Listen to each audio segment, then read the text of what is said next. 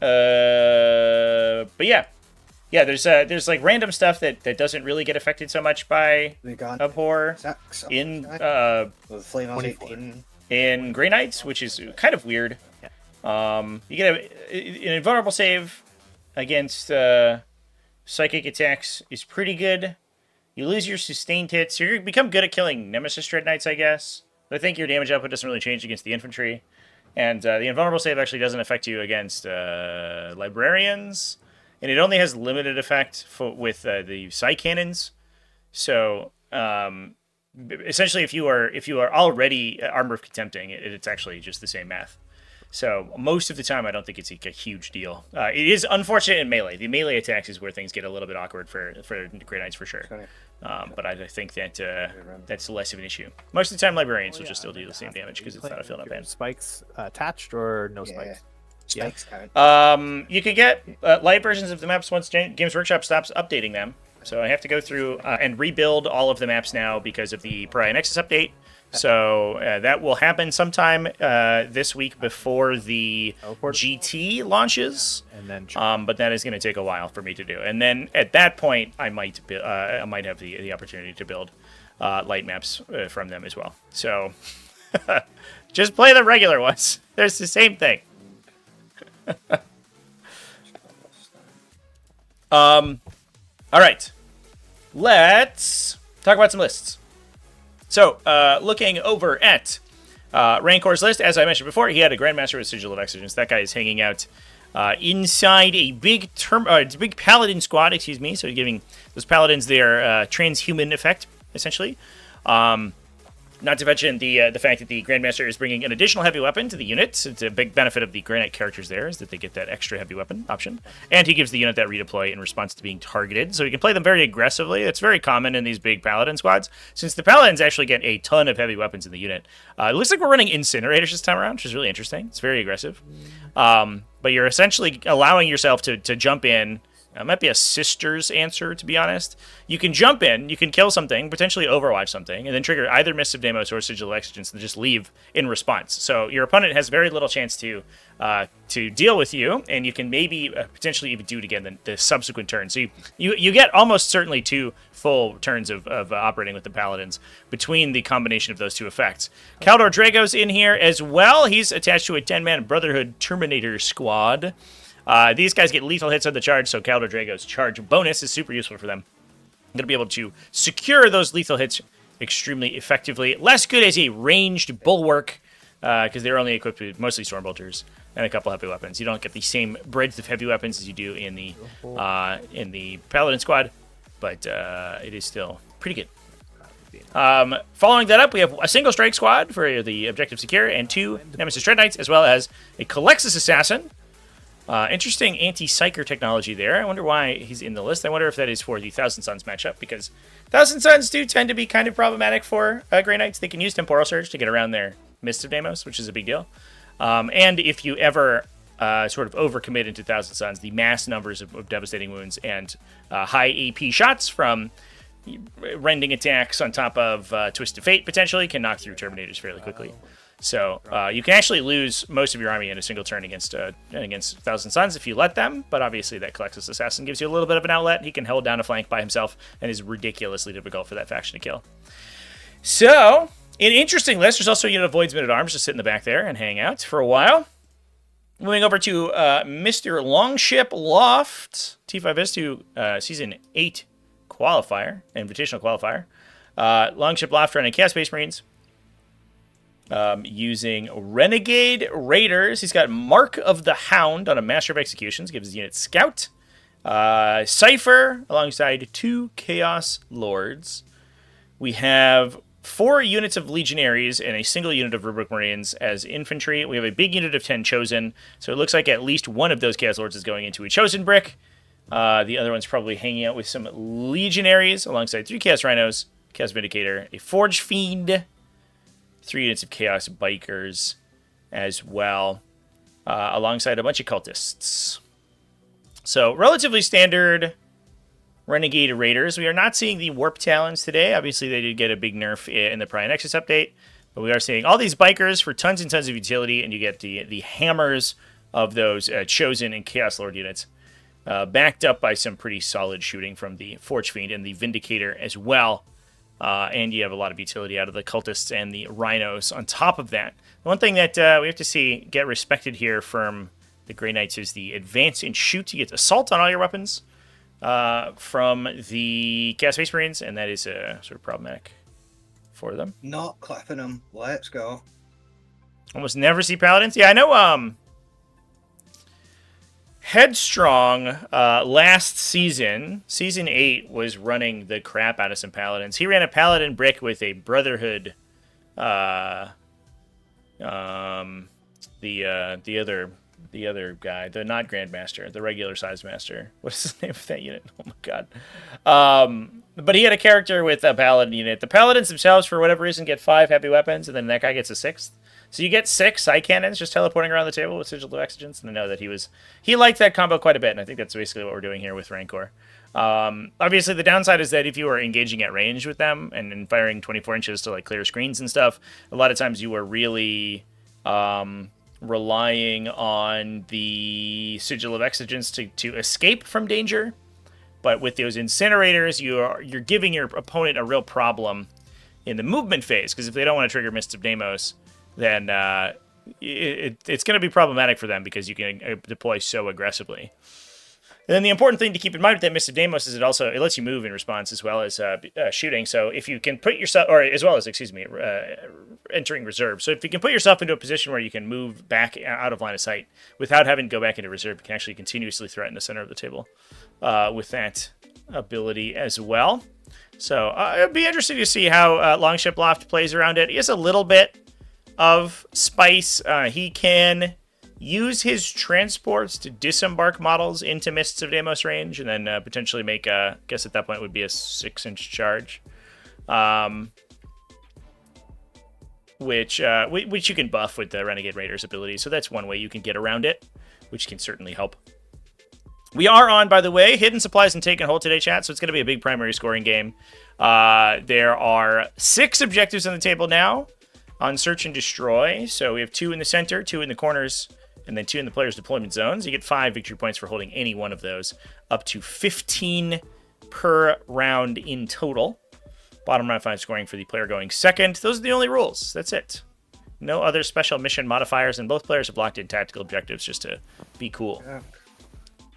So pretty straightforward game, I think, today. The regular size master. Yeah, what is his name? Well, I'll tell you when you're a bit. The Brother Captain. So, yes, the Brother Captain. That's it. I figured it out. good luck, have fun. Good luck. Here's roll to go first. Looks like that is a 2 for Rancor, 3 for Longship Loft. That's Chaos Space Marines taking the first turn. We do have a little bit of scouting available for the Grey Knights. They are going to get a start with a CP, thanks to the Battleforce CP here. Yep. So, Which could potentially help them if Longship Loft wants to push super far across the table this turn. mistake. I mean, Although it looks like he's probably going to be body blocking off any potential attacks onto Caldor Drago. And you are maybe just rocking yourself up into a Mist of Deimos and a countercharge there, so that feels pretty bad. I don't know if I would be that excited about that charge from Longship Loft this early in the game. But we will see. He will have the opportunity to take table space quite a bit here. It will let the Grey Knights, they'll be able to get bottom of end of round, which is a big deal. If they can keep those strike squads alive, you can rock a war of attrition really easily. Or potentially just a command insertion. I don't know who the Warlord is over here for Rancor. Legionary unit. Good. Looks like it is Caldor Drago, so he might die, actually. We'll see. But I guess Unbroken Wall is actually really easy on this mission, so that's probably what you do as the player going second. So Rancor, if the attrition goes in his way, but he's missing out on primary, he does have the opportunity to get a big bottom 5 score, up to potentially 40 points. He's 35 in total on the bottom of the 5th round if he secret missions and gets his good delicious score there. His big 15er. So he has a lot of ability to score big numbers at the end of this game. But he is going to be... And he's going to get the opportunity to deep strike immediately at the bottom of the first round. With his teleport assault, he can put his models up into deep strike and then drop them back down on the table almost instantly. Obviously, the downside is that with all of these little biker squads, Longship's Lapse is going to be all over the place screening them out. So you win some, you lose some in this case. But he did drop the Nemesis Dread Knights on the table. He does have the Grand Master in reserve, as well as the Calexis Assassin also in reserve. Those are in natural reserve, not in Deep Strike, or not in Teleport Assault, which is a little interesting. But I guess it lets you rapid ingress No prisoners. on the top of 2, which you would not Storm hostile. normally be able to do with Can you get rid of Storm hostile? a Teleport Assault normally. Yeah, I think so. Is probably why we're starting those guys in reserve. Looks like no prisoners established. Locust is on the table for Longship Loft. No prisoners is an unfortunate draw, but that will likely turn into a CP. Established Locust is a nice, easy one. Especially on Search and Destroy, you can actually potentially put a Rhino or a Bike Squad into the bonus deployment zone. Can we do it? Oh, it looks like we can, chat. Are we just rocking that Rhino directly into their deployment zone? That would be funny. Nobody else is standing in that exact spot. Excited to see me run 60 Navy Breachers. So I think what's going to happen, chat, is Touching the line. the points are going to come out, and all of these units are going to be slightly more expensive than I want them to, and I'm going to try to make a list, and it's not going to have all of the units that I want in it, and then I'm going to never actually play them, I think is what generally is going to happen. But Okay. if I can build a list that I'm happy with, then I'll immediately play it for sure. I think I can do It it. is exactly as zany as I want it to be, I think. Keep myself right next to the wall here. So that poking up. Oh, I see a sliver. looks good to me. Right, okay, so that's where the Rhino wants to end up. I'm just going to leave this here as a prop. Looks like we get that turn 1 established locus, very exciting. I need to make sure that I leave that space to get the deploy. Lack of any form of anti-tank is a little concerning. If I can. Yeah, especially because, Anything else? like, I think from a meta game standpoint, they're probably going to suffer. Right now, like, we were worried when 10th edition first dropped that it would turn into a tank meta, right? Because like, standard weapons just basically, especially, like, man-portable heavy weapons, just got shafted when it comes to shooting at tanks. You know, a heavy bolter does literally nothing against most of the vehicles in the game. And, we were worried about the ability of like medium vehicles to just dominate things, and that's I think where we're at finally. It took a little while to get there, but Adeptus Sororitas running like 6 tanks and a bunch of Paragon Warsuits and stuff is really sort of being problematic. And having a lack of long range anti tank I think kills you in the metagame right now. If you can't trade shots with Castigators, you just lose the game. Which is difficult because not many armies can do that. Oh yeah. So those guys could miss if I land here. Sure. What about these guys?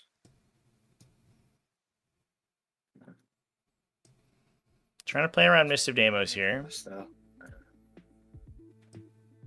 Curious to see if that Rhino remains embarked. This is the Mark of the Hound.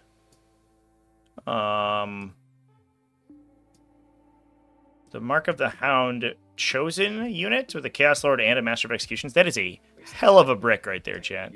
They do have an Armor of Contempt in this detachment. So they are difficult to kill, and they get that for free with the... I don't know if it's good. Can you... Like, you get that for free with the... It's definitely the only spot I can land in. Do you want me to stick the time on you while you decide? from the Chaos Lord, excuse me. Yeah.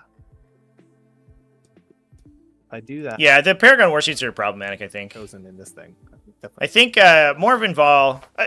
Paragon Warships would be less problematic if they were just a unit by themselves, but Morvenn Vahl, I think, is too strong. Attached with all of their abilities. To get on the bike unit. I think between Morvenn Vahl and the Triumphs of Catherine, those 2 models need to be changed. I think that's pretty clear. 13. But right now, Paragon Warships are they're so difficult of a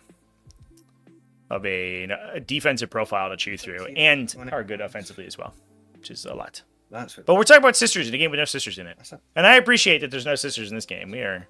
We are all classic 40k over here.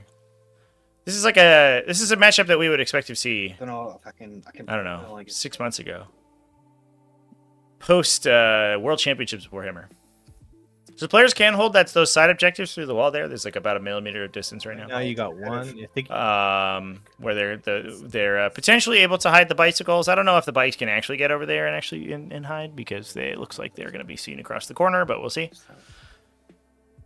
Although you are trying to hide from Grey Knights, they'll find you. If you give them the opportunity, they'll pick up and then prognosticate arrival, just drop right here and kill that whole unit, and then call it a day. you're still not in on it with this guy.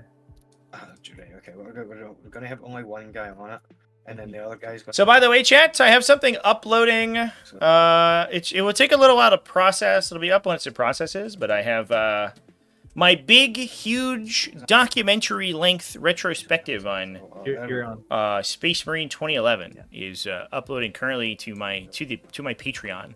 If you want access to it early, you can go visit on Patreon. Otherwise, that will be up on a brand new YouTube channel, which will be focused specifically on Warhammer 40k themed video games, which is I've been working on for the last 2 weeks or so. That's been basically where all of my time for the last 2 weeks have been going.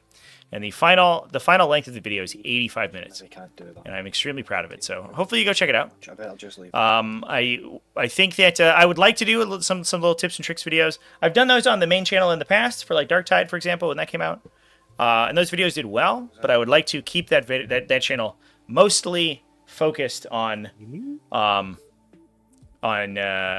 keep my main channel focused on tabletop 40k. I don't want to cross the stream. So I'm doing a new channel when I do my video game themed videos. That will be for that specifically. But this is a big one. Patreon takes a while to process videos, so it might be up tomorrow morning. But if you are a patron, then you will be able to see it. I mean, I'm going second. My nonsense starts on turn 1. Let's try. And seeing an increase people playing Pact Bound Zealots in local meta. Yeah, Pact Bound Zealots is extremely good for sure.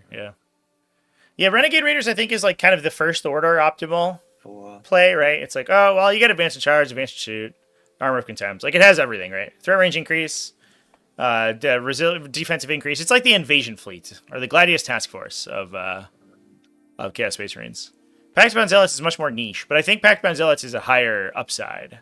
The amount of damage that Pact Bound Zealots can do is still ludicrous. Like Nurgle Vindicators and Nurgle stuff is crazy. Oh, look at this move from Longship Loft here. I love this. Cypher running to the center of the table. He's going to tow. He's going to catch that Grandmaster at the very edge of his Lord of Deceit aura. And that's going to prevent this unit from reactive moving using Missive Deimos and moving to where that Chaos Rhino can perform that established locus. Okay. And I think the assumption here is that we might just be giving up Cypher for that, but obviously we are making stratagem usage difficult for the remainder of this battle round and forcing the Grey Knights to come out and actually deal with that guy. If Grey Knights overcommit, a little bit of an interesting part of this style of army that's based on these two big bricks. If they overcommit and put both bricks into the fight at the same time, only one of them can miss Deimos at a time. So where things stand, and you're off there, yeah. Longship Loft could potentially pin one of them into a compromising position. Very cool. Love to see some Lord of Deceit action, getting some play. But I think the real question remains whether or not that Rhino is going to disembark its troops. Because I do think that Longship Loft is probably going to have a bad time if he loses that Rhino. It allows...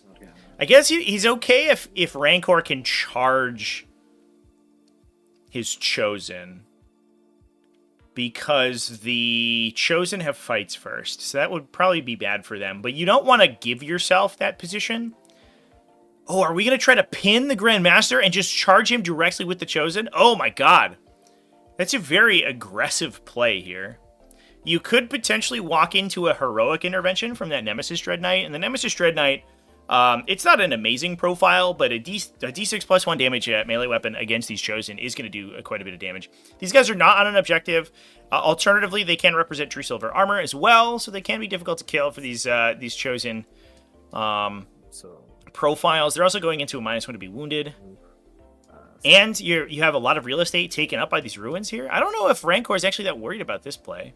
This feels extremely aggressive, and you might just get to pick up your opponent's 7 biggest is brick on the bench. if things don't go extremely well for him. Let's see how it happens, though. 3d6. Surely Yeah. we can't fail that. That's never happened to any player in the history of Warhammer. Oh, long shift left. Bringing the bad juju against yourself already. No. I said it's never happened. Like, why would you think it would start happening? When it happened now for the first time in history?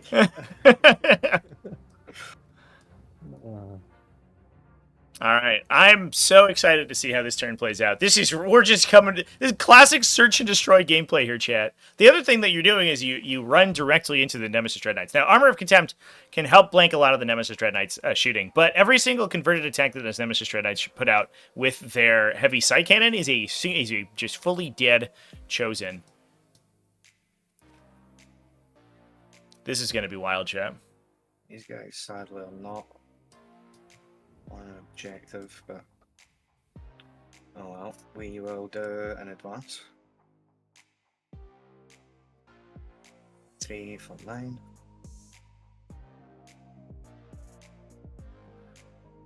Oh, 3-inch advance, 4-inch charge.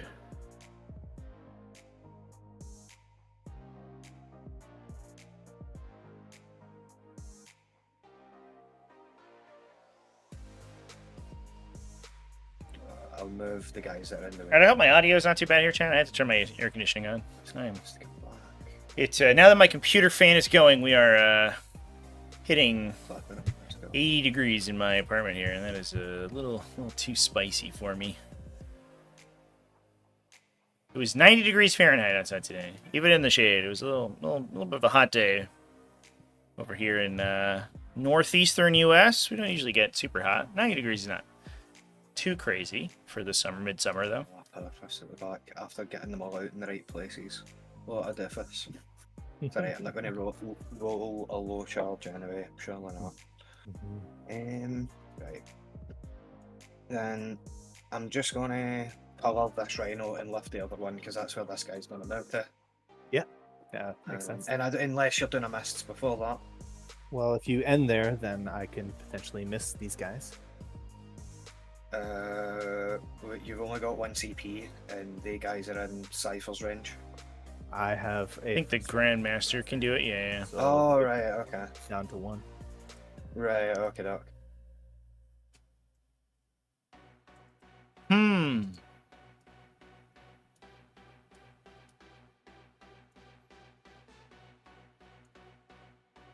Question is if he, I guess you do miss to just lock the unit up, right?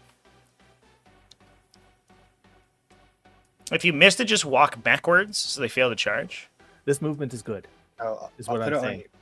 I'll put it on you just in case. Like, are you deciding? Sorry. This movement is good. I'm good with this movement. Oh, and right, okay. This here. Okay. Right, so back to me then. Are you Right, moving this guy? Is that what I'm going to do? Is what you're asking now? Are you moving this guy here? What a troll Rancor is right here. He's like, I could, if I burn my rights of battle and all my CP, I could miss still. But yeah, I mean, that's what I say. You could potentially be stranding the chosen unit. No miss. Right, okay. Nope, he's not. He's not taking the bait. No miss of Deimos. I think he's gonna hold it for true silver armor still. Okay, no miss still. I guess the Lord of Deceit is preventing him from true silvering and getting the Nemesis Dread Knight potentially if that charge goes big. So it'll be interesting to see what Rancor more highly 4, he can go 6. values here.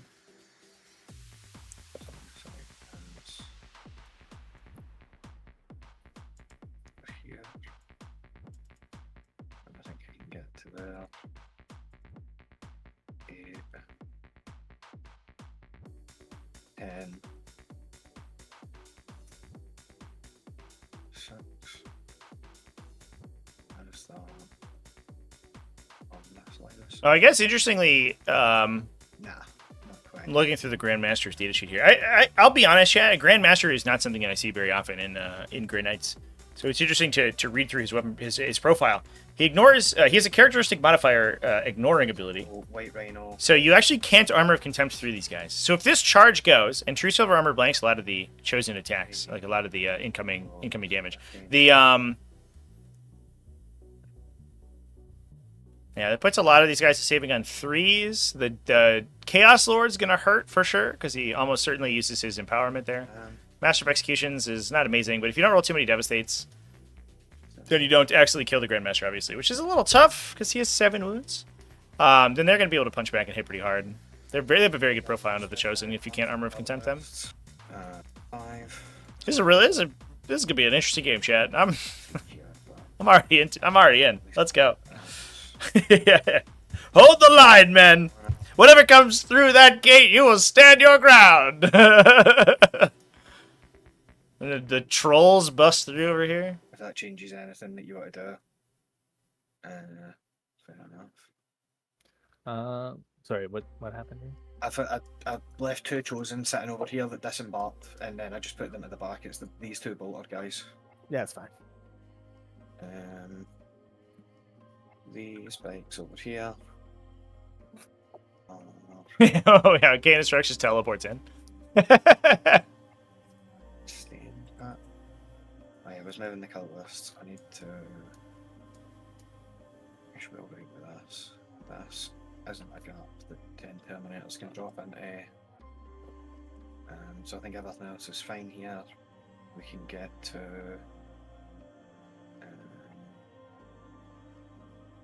Shooting. I really have much that can shoot. There's like. He's got a bolt pistol. The Rhino has got guns, but he's doing the action, so he's not firing.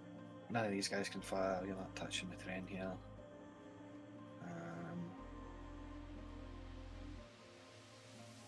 No shooting. The Rhino does the action, and then when you charge this Terminator unit, or this Paladin unit rather, we go for You would like to CP that. exactly what I needed. No, I can't because I could fail. That is unfortunate. That was kind of what we were a little worried about there, chat. Required to base. Yeah. It's not too bad. I need to figure out exactly where the hitbox is supposed to end for this thing because all my guys are going to be like piling around it.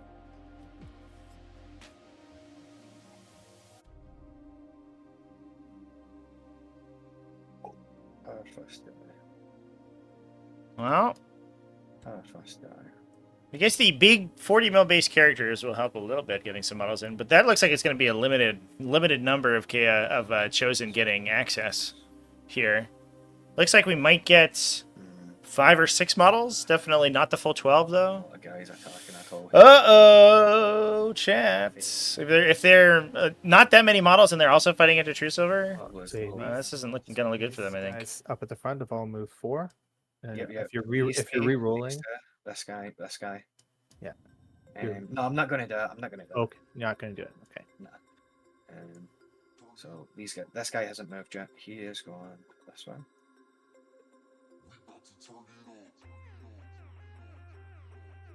He's still out of coherency. Yeah. To put a guy to land over here. They might just need to come back a bit. Yeah, they're gonna because this guy was gonna go this way. So he's gonna. I'm gonna end up with just putting him behind him. I think. Like that. And then this guy goes this way. This guy goes this way.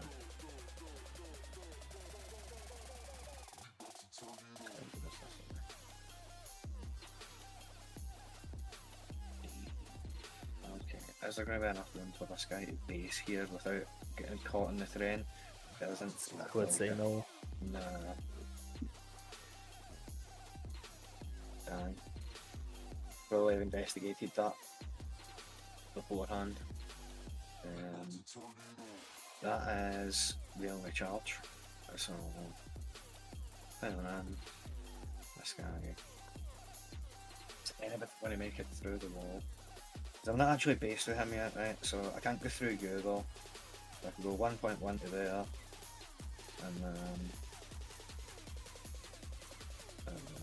1.2.9, 1.9.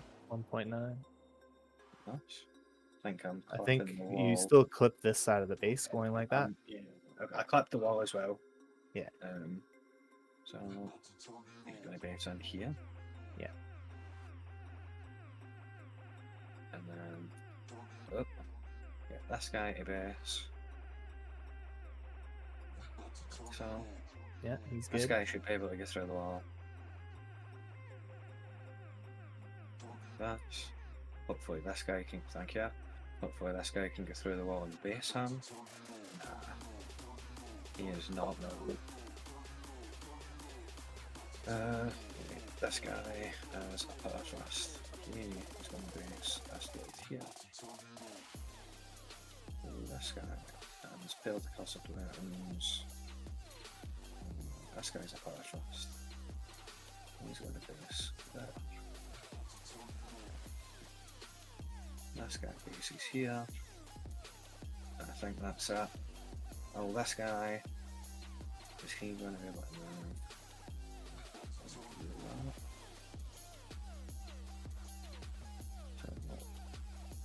If he goes. Yeah, he's good there.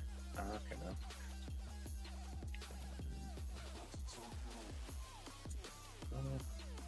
Sorry.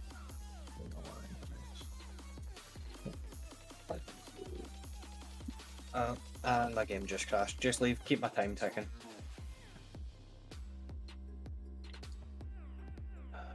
The last ship did mention that there was the potential that he would have to rejoin here a couple times because he's been having issues. Rapid tactics? Rapid tactics, aye. The first Oh, I see. You're not sure how much time you have. Exactly. Fair enough. I was going through this turn. I was like, this is very aggressive. Yeah, it would have been nice to get all my attacks here. Like, I'm probably going to bounce off this unit now. Although I do have full rerolls on my Lord, and I've got his once per game ability. So if he goes nuts, he could kill a bunch of them. Well, If we'll you see get- what happens. Yeah. And I've also got a free strat and a command point I can use, so I could like get precision or something. We'll see. Something. Then I'll have a bunch of precision attacks.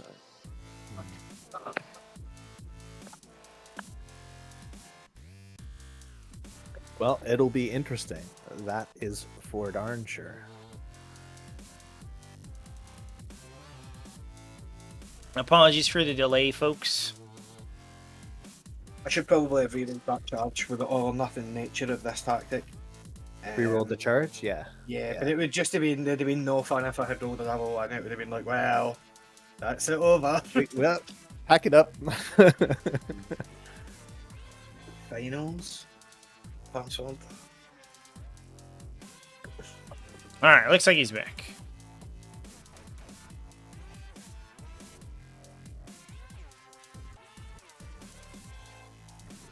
Okay.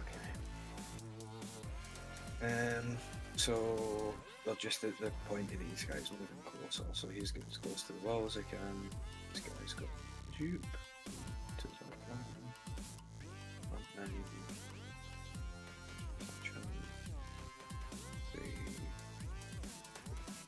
okay, so the Lord uses his once per game ability.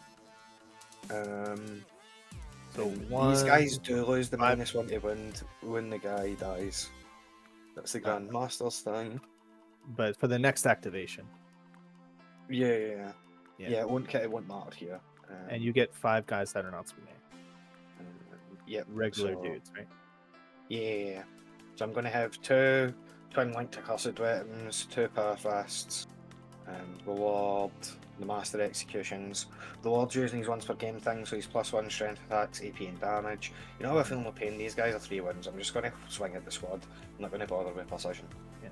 And I've got full wheels on the Lord because I'm next to I'm in your deployment zone. I will True Silver. Okay, is that AOC? Yeah. American. That was my Dark Pact. It's good. This is my Lord's attacks. Those 2's mass, but I'm re-rolling. Okay, so 1 mass, 1 sustained. And then this is strength 9.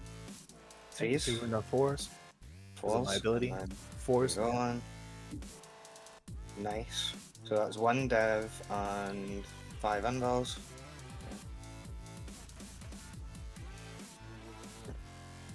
So what's this ability that lets you reroll?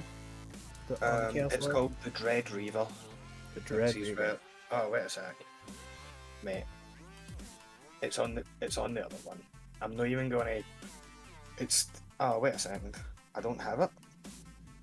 Yeah, Is it not I on didn't that? see that in your list. You have the Scout one, but I didn't see any other enhancements. I'm sorry. That's not a thing he's got. I'll just take. I don't know what the original thing was. I'll just take no damage there. Excuse me. Thinking of something else, obviously. I feel bad about You had 1 sustain and that. Yeah, but you didn't get 4 the other thing. 4 hit rolls, right? That went through before the reroll. Can you remember what it was? Yeah, it was. So you had 5 hits because you haven't had any attacks. 5 attacks, and you rolled 5 2 attacks. ones, Yeah, I wrote it was 2 2s, right? So the 2s missed, and then the other Yeah. one of them was a and one of sustain. them So sustained. 5, and then these will be on It 3, was- Well, that's unfortunate, So yeah. you got 4 wound rolls. and then these are on 4s. Yeah. Okay, but with no It rerolls. was So it it's was 4 no- 4 wound rolls. 4 wind rolls. I'm Yeah. sorry. I get discombobulated there. Yeah. 3. 3. Okay. 3. And you're okay. This is on my Let's put this emblem. back on me. 4 up. Okay. I lose 2. Okay. My extra Master of Executions is going to go. He's got That was not assigned 5 to the 10 on 2s, winding on 3s, but it will go to 4. Grandmaster. Your ability. So, Were those saves on the Grandmaster or on the Paladins? It's the paladins. You chose to Yeah, I swing didn't- into a I'm- squad, right? Yeah, I wasn't doing it on the Oh, okay. Missed that, I guess. So 4, and then these are winding on balls with -1. It's strength 7. So this one is a dev for 2, and these 2 are AP 2.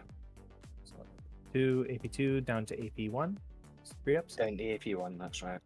Okay, so save that, and then 2 dev wounds for end of the. I'll keep It's a die. It's just 1 for 2 damage. I'll keep a die for the end of the activation. So the other guys we've got fighting. Now, there's a little bit of I guess, a silver lining in this cloud. If this doesn't go super well for Longship Loft, the benefit is that the Paladins don't get a Narcessium in their unit. So if this was going into the Terminators themselves would probably have some trouble, or would be able to bounce this theoretically and then regenerate the unit. The Paladins don't do that though, so every dead Paladin is lasting damage here. And Longship does have that Forge Fiend in the Vindicator, so if we're able to get through the Sigil of Exigence in the future, Guys, then he could lightning claw. rock into that unit and really kill it with the big multi-damage blast weapons in the future. On 5s. Well, strength 5. Yeah, so -1. It's 5s. It's force because you're not greater. Still force. Oh, right, okay. And these ones are twin length. Right, that is 6 at AP 2. Okay. Take another damage to kill just- that guy. Yep, just 1 damage each. Then we've got the one guy that can fight. So we did 1, 2, 3, 4. This guy can't fight. It's just this guy with 4 attacks. 1 sustain, and then on 4s. That's 2 AP1. AP2s, but reduced to 1. Okay, and then the dev will clean him up.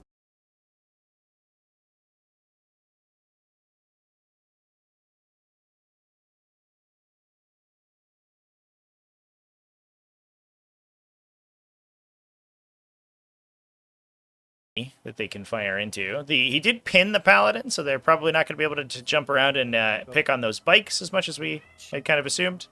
Charge. Red Knight. But an aggressive move out of the Dread Knights here could open them up to a strategic reserve shot from Longship this coming turn. So we have to keep it a little cagey, I think, for from Rancor. Would be good there. I'd actually love to see these strike squads sort of pushed to the corner up here and try to block that area off, because that is prime strategic reserve territory right there. I guess there is a little play and counterplay here. Any strategic reserves that come in to try to knock out the Nemesis Dread Knights get rapid ingressed by the Grand Master. Those are certainly ones you can do. And he is extremely good at killing them. So it's going to be a real tricksy play. Behind enemy lines, Overwhelming Force are the draws for this turn. Overwhelming Force is a pretty good draw because we have all these cultists that you can pick up really easily. Behind enemy lines, a little tougher because the screening is pretty good here if we don't use a prognosticated arrival to get some Great Knights in back there, which is a little aggressive. Frankie, first game of Warhammer today. Congratulations, my dude. You've taken your first step into a larger world. Welcome to the community. I hope you had a wonderful time. Warhammer is a very complicated game. It is certainly more complicated than it needs to be, but that is the game we've chosen to play, so that's where we're at. It is very complicated for sure. Ooh.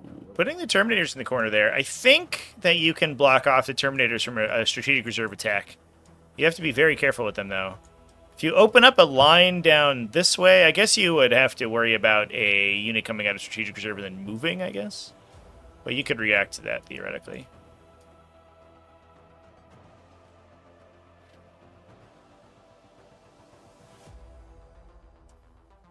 Interestingly, I think we're going to see a little counterplay probably from Longship Loft to the Mists of Deimos, and I hope we get an opportunity to talk about some of the things you can do to beat these reactive move abilities. One thing that Longship Loft can do is he can move really aggressively with something like these bikers to threaten a contestation on this objective. If that prompts a removal of the Brotherhood Terminators, then you get to, for free, you get to strategic reserve into the corner there and try to shoot down the line. Nice. If it doesn't, then obviously you get to contest that objective for free. But a use of Mists too early means that the rest of the army is locked in place. So you actually don't have to worry about it that much. So the order in which you move your models is very important in this matchup, which I think Longship Left is wary of. Falling back with the Grandmaster's unit so that we can shoot with the Nemesis Dread Knights.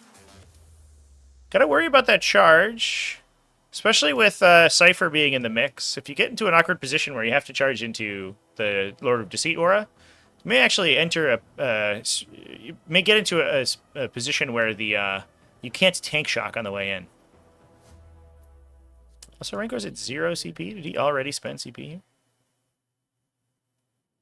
It's chunky. Card pocket usually only happens. I don't think Longship half turn. Thanks.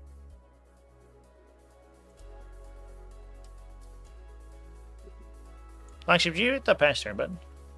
There we go. Yeah. Looking for the round counter. Oh, yeah. It's not there. I'll just zone out. Yeah, so everybody has so few CP right now. That's so weird. What's happening? This is right. I'm not ingressing here. Yeah, that was your scout move, actually. It was really impressive. Yeah. Damn. Okay, so I need to get.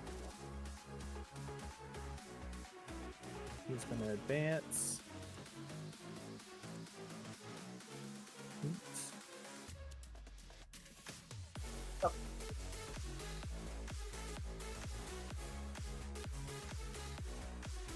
good.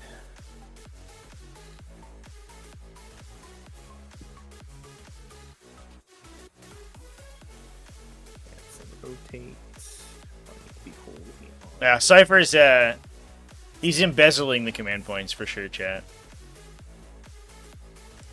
He's got to go. I don't know. He's got to buy some big cabinets to keep all his fancy swords in. Just one dude, and then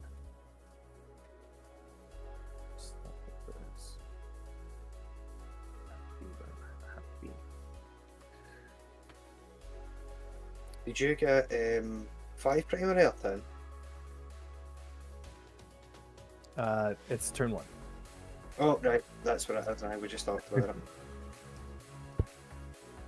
it. Longship is so ready for it to be done round 2. He just wants it to be round 2 so bad. I think we get a little peek here, Chance, at our ghostly friend. That way.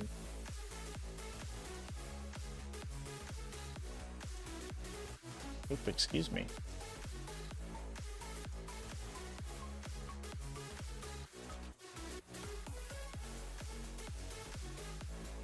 That's good. They're good. They're good. Should always stand on my home objective. Boring.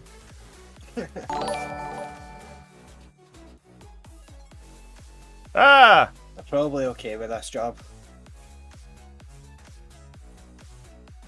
This is the sweetest gig in the Imperium. Until you fight like some renegade gal.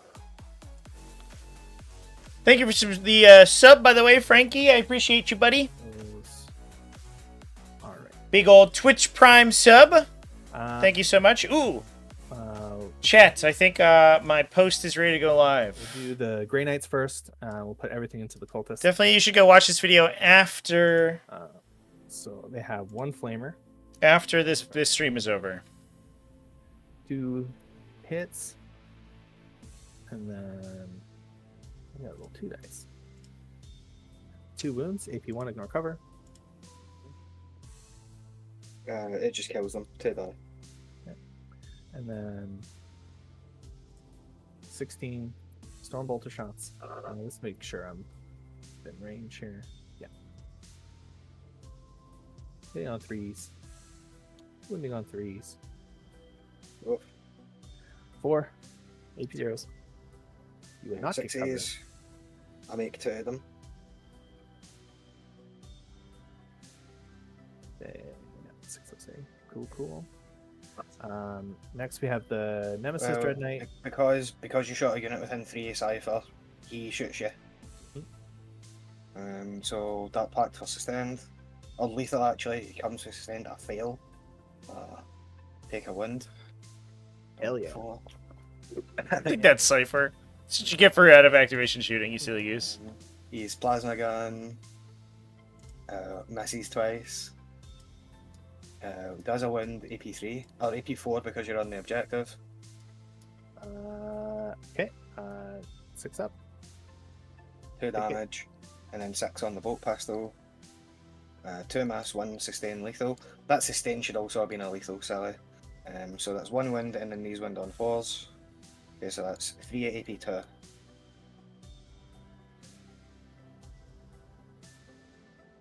Okay, kills another. And back to you.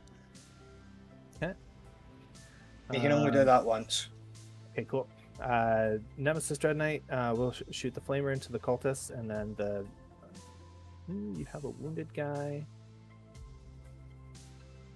He's going to be going. Yeah.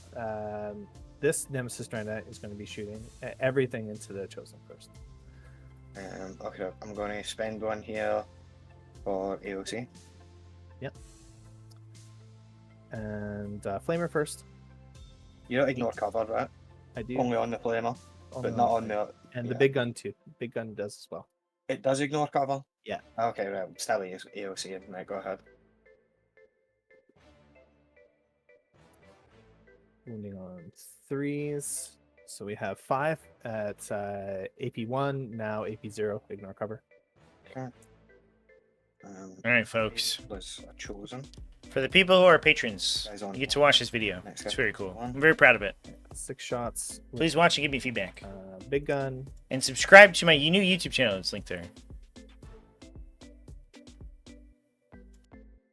It's 3 at AP2 down to 1, ignore cover. 4 ups. Was that winded guy? Okay. The Nemesis Dread Knight will fire the flamer.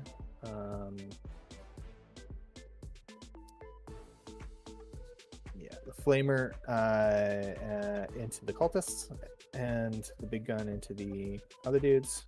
So 6. And this one's on 2s. Make 6. Okay. So On that's the just cultists, so yeah, 6 there, 2, 4, 6. You got them. Hell yeah. Amazing. 6 shots into the chosen. 3s, 3, AP2, down to AP1. There's another guy. These are damage 3, right? Yeah.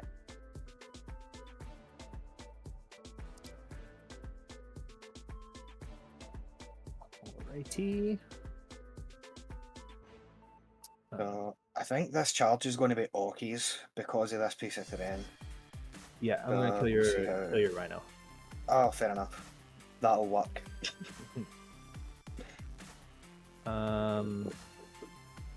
Cool. That'll work. For charge. You'll probably do that. Charge cipher. Incredible. 6. Make it.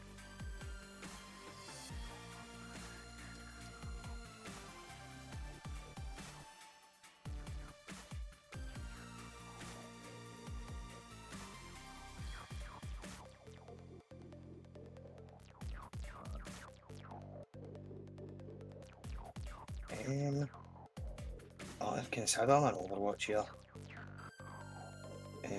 Stick it on me for a sec. I mean, I'll need to get really lucky, but I think I'm going to die if it doesn't work. So, in fact, yeah, this is too far for a heroic, right? You still have 2 command points, even after the AOC? Yeah, I think so. So, I had 3 at the start of the turn, Matt. Okay. Because, you had a free strat. Yeah, 3 strat for AOC. Last turn. Okay. Yeah, I'm going to do this. So, sorry, keep it on me. We go down to 1. And then Dark Pact for lethal. Don't take wounds. Plasmas. Nothing. And then bolts. 1 sustain lethal, so 1 wound, and then this one's on a 4. No, so just 1 AP2. Oh well. That was a trap. Saved it. Okay, so there's that. And then this Dread Knight will charge the Chosen. Or we'll do it. I should have interrupted him instead. That would have been the play. And then this Dread Knight will charge a Rhino.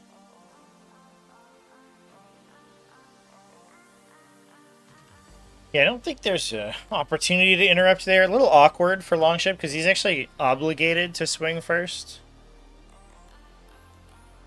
So the strikes could be selected as the second fighter anyway.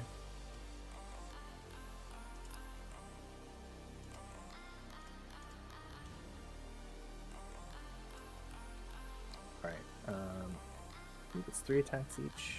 Yeah. So 9 attacks. Hitting on 3s. Are we not to fights first on that Master Investigations? Maybe I'm a crazy person, chat.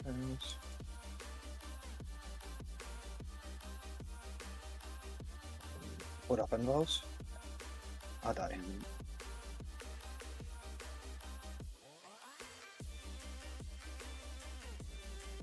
Okay. Feeling dumb for spending that interrupt point now. Oh, time's still on me for that Overwatch. Dread Knight into Chosen Rhino. Oh no, he just gives rerolls. Yeah, I'm thinking of the World Eaters one. That's my bad. Excuse me, chat. Wounding on... Yeah, Longship probably should have saved the 1 CP for sure. Think I agree with his assessment. Having an interrupt here would be very nice. Go for the throw. 2d6 plus, so that's 11 damage. Does it work? It does. Here's Nemesis Dread Knights that do have a penchant for just flubbing with their big swing, though. To be fair, so we'll see. 3 was a chosen. Ugh. Are you only engaged for this one guy right now? I can still you're consolidate. still gonna pile I can still in. pile in. Yeah. Yeah. I mean, I guess I'm you're within still- one anyway. Right, got you. Sure. So Pilham, and then that's the only units, right? Of these Strikes. guys. Those guys are fast socks. Nah. Oh. And then the strike squad. 3.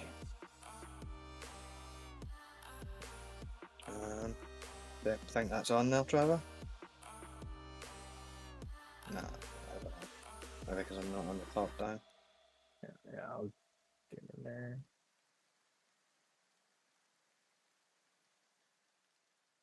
I'll give it to you. Yeah. Also 3. Let's go. It's just this Rhino was filled with the rage of corn over here. He's so mad. And then these attacks. I just did 10 mortal wounds with an exploding Rhino. That's certainly better for Longship than it was for Rancor there. Even though he did lose a Chosen. Which could see him 1 AP3. lose a character here. Should be unfortunate. Go Stra.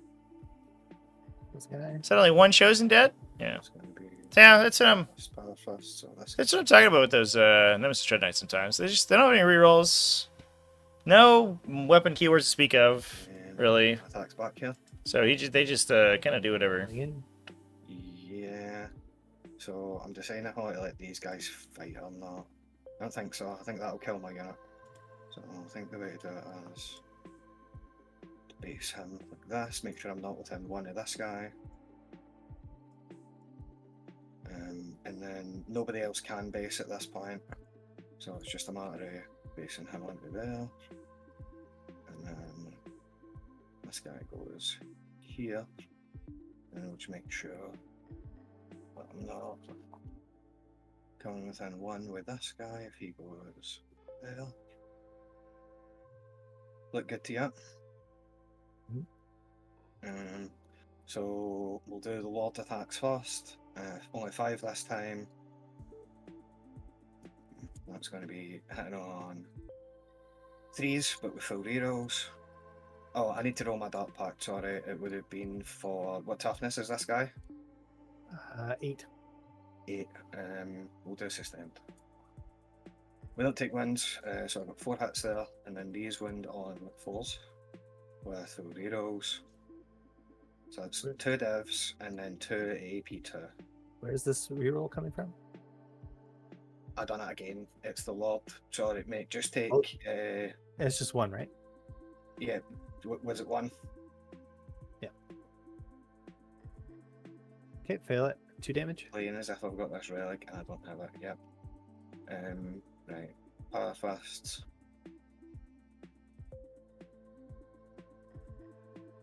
That's only 1 guy.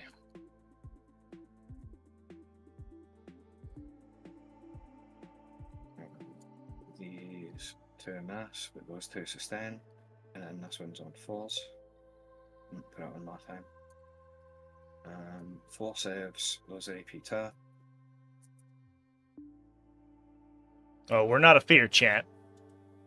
We are very unafeared. It's 2 damage each. And then it's the Master Executions, 5 on 2s. So 1 miss, 1 sustain. These are strength 7, so 5s. Ooh! So that's 1 dev and 2 AP2. Oh! Chat! Okay. That was a swing. Holy shit. Nemesis Dread Knight flubbed and got clocked outside the head by the Master of Executions. Oh my god. And I'll get my Medic Mike! Thank you for the follow. That reroll there for the Lord thing. Because at the most it was 1 save that you failed, right? So see if you take 2 back, then it definitely doesn't matter. Okay, if that would clear your I conscience, was just asking if you're sure that it was that, then that's fair enough. But I lost track of it, and I feel really bad. Like, so I just want to make sure it didn't affect the game. I'll take the 2 back, and then we're square. Right. Okay. And then I got 5 for overwhelming, and then behind enemy lines for a CP. Treat for Inky. I want to move at the end of the fight phase. Did you hear that? Did you see that, chat? She perked up as soon as I said that. For the state on right now. Oh, she's ready for it. She's ready for it. All right, ML, you got it. Here I go. I'm going in. Wish me luck. I could use it to come and take the home objective.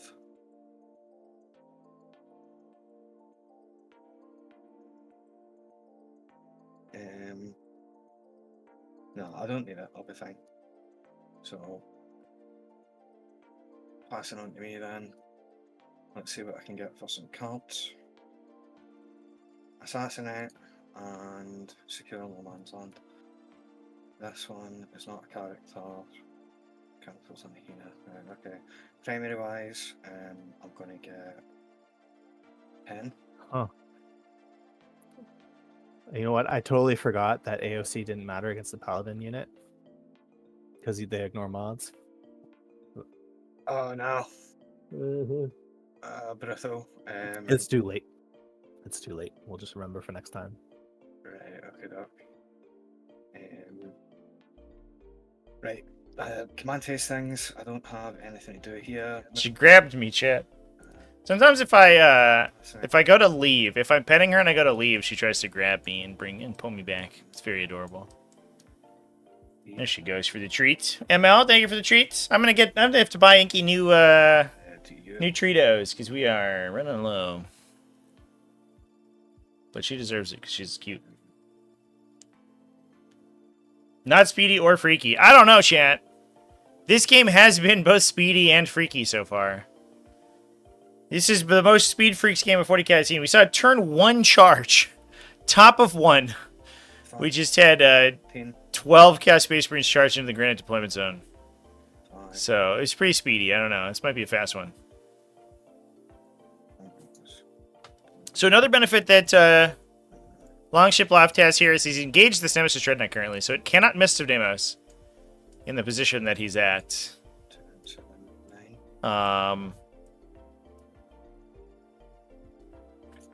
So it is locked in melee currently. Should probably have more things closer to Tactical Marines. Maybe, I don't know.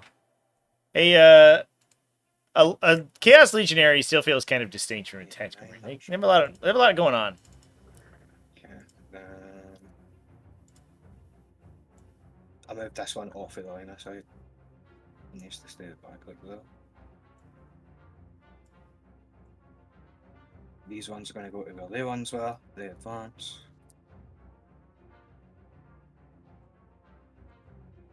13. This extraordinary creature is half blind, half deaf, and this is just about as fast as it can move. You making fun of my cat, chat? Because whoever is, you're correct. That's perfect. That's a perfect description. She is half blind and half deaf.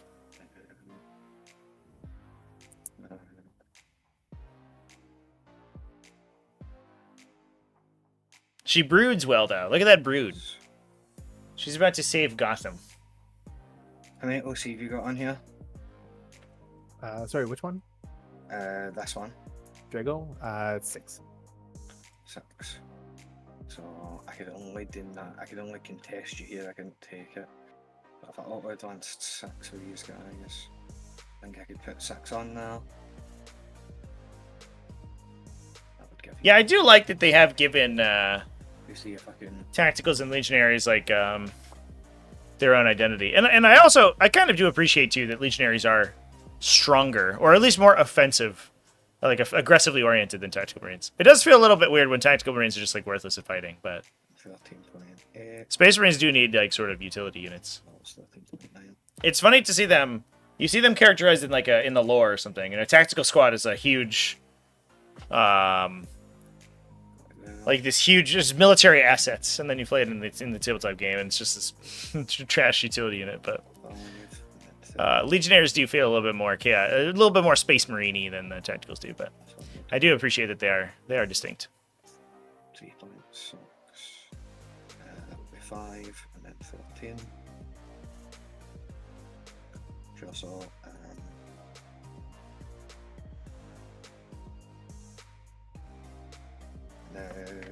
who's got the sigil?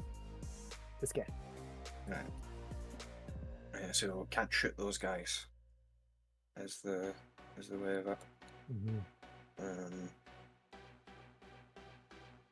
Oh, they disappeared.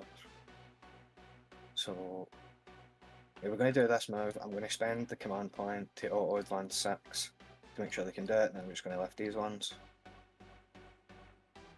Okay. I will miss. Okay. So we are using the mist here on the Terminators. That's so interesting. The forward mist. Hold up. What? What is this move, chat? There's strategic reserves available. This feels so aggressive. What is happening right now?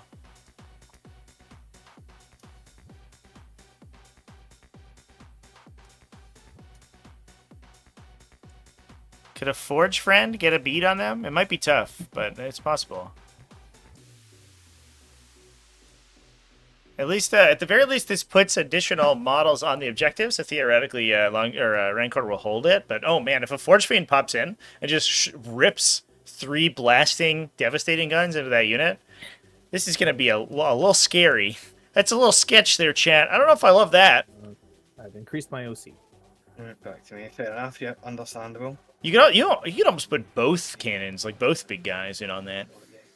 But obviously, the Nemesis Grandmaster is waiting in the wings. He's ready for that counter drop if he needs it. Over here, we're going to get a Legionary. That's so scary. Of... I'm going to be able to double up on the same special or heavy weapon. Like, take 2 Melta-guns, I guess? I definitely think that the additional 5 bolt gun guys were not a particularly well thought out inclusion in that unit. It was a classic inclusion. It's so funny because you see this in games all the time, right? Like Tactical Marines are like a rogue trader, second edition sort of unit. And it's funny because you see units like that in games all the time. The unit that was released, came out when the game released, and had very, was built to perform a specific function or whatever, and has been sort of power crept. But it's so dedicated into the lore now. The Tactical Squad is 1 special, 1 heavy, 1 sergeant, 7 guys. Wow. That's you can never change it ever. Despite the fact that it's absolutely worthless. You have 5 just worthless idiot models in that unit. It's so funny. They're the vanilla X-wing of Warhammer 40,000. That was wave 1 back when I played competitive X-wing. Vanilla X-Wing was Wave 1 Rebels. It was easy to kill and had mediocre damage, but it was slightly harder to kill than a TIE Fighter, but slower, and had slightly more damage than the TIE Fighter. So when you compare it to the TIE Fighter, it made sense. But you would compare it to anything like Wave 3 onwards, it was just worthless. It was absolutely worthless garbage. Come on. It did not have any of the numbers high enough, and that's what the Tactical Squad feels like. Remember Intercessors? No, I guess I do, actually. Intercessors saw a lot of play in 9th edition because you had to build out detachments, and they had 2 damage bolt guns. And I guess that one Deathwatch list where you took poison bolt guns, but that was very niche, to be fair.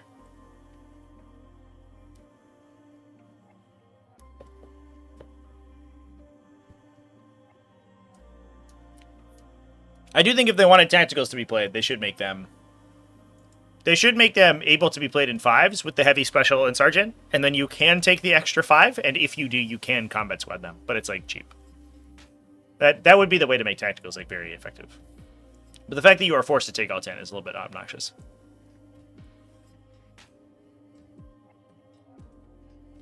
Yeah, the Power Fist, the tactical profile having like a guardsman offensive stat line is a little bit weird. That's the part that gets me sometimes too. Like their sergeant has only 2 attacks for some reason. And I remember Yellow Scribe forgetting that for the longest time because they thought that they had intercessor stats, but they don't. They have worse. Their stats are worse.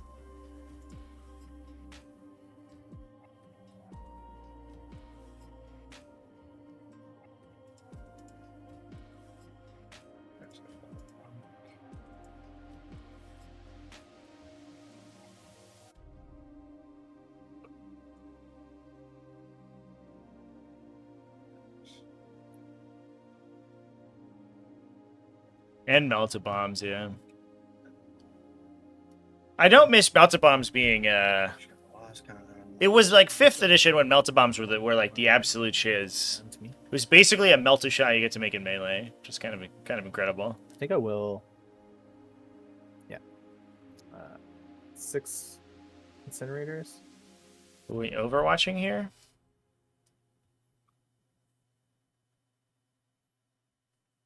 How cool would heavy intercessors be? Yeah, I agree. If you could make the sergeant like an aggressor, I think we're talking. But they're just so awkward. Oh, it's the Grand Master squad, right?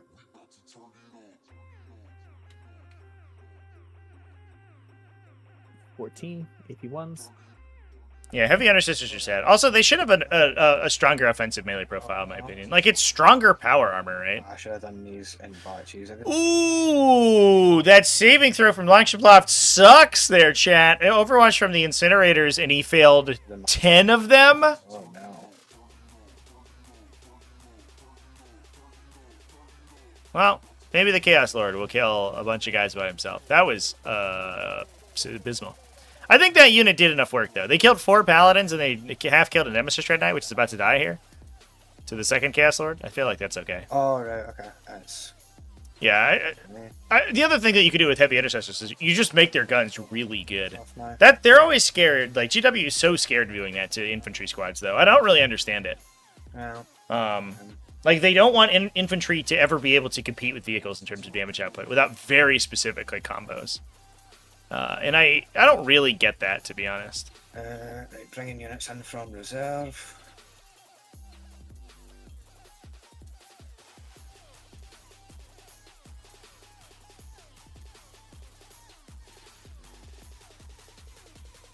Yeah, I don't believe he can fall back and charge anymore, Chad. I think he's just stuck there. Against Mortal Wounds. Okay, no.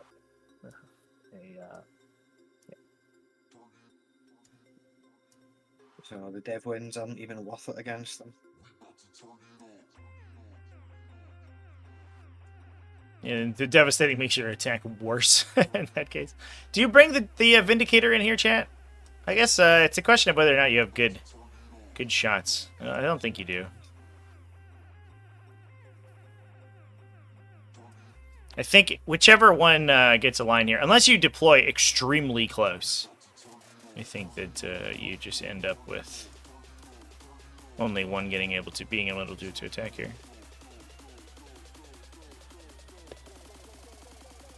2 heavy bolters per 5 man. Yeah, I like that. That definitely helps.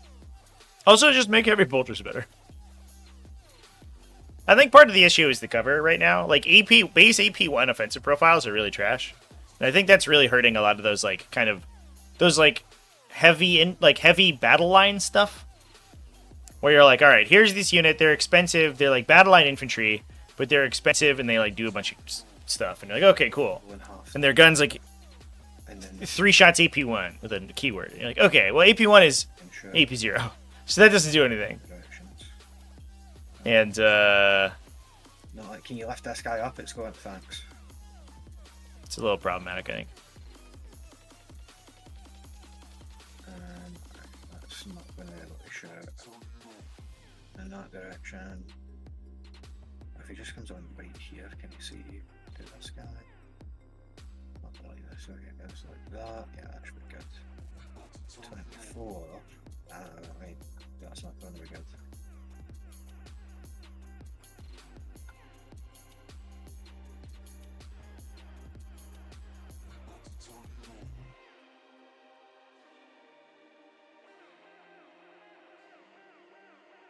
Get it on this angle.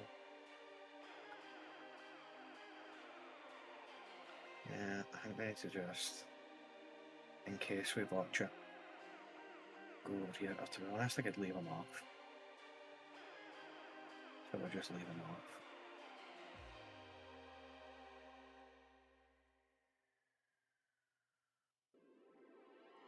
Leave this stuff off, just go with that. Okay, would you like to rapid ingress? Let me just see. Yeah.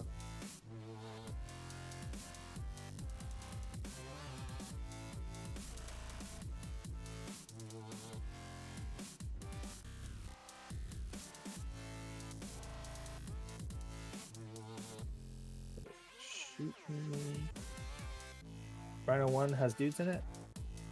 Yep, both the rhinos have got 5 legionnaires. It's a fixed coherency here. What's going on with that guy? Cheers, he's out of healing, sir. He was Thank you. just leaving the team. He's like, all right, guys, you got this objective, I think. I'm going to go for a coffee. I could use a coffee right now. Oh, I might have a coffee, honestly, chat. My sleep schedule's been really bad Guys, because of this big video. But the big video's done, so we're going to go back to doing normal stuff, I think. What, Gravis Captain's heavy initiative is pretty good, yeah. I like the idea of good Gravis Captain. The best Gravis Captain I ever ran was the solo Gravis Captain. By himself, he's just like a turd to kill. He's kind of annoying. And he just wandered around by himself. I deep struck him with Uriel Ventress a couple times. That was pretty funny.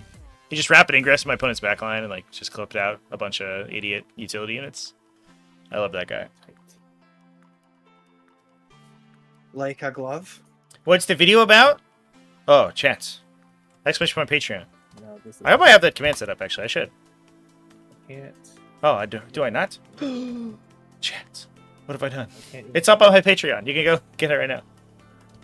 All this lets me do is, so he dies. This is gonna still be mine, most likely.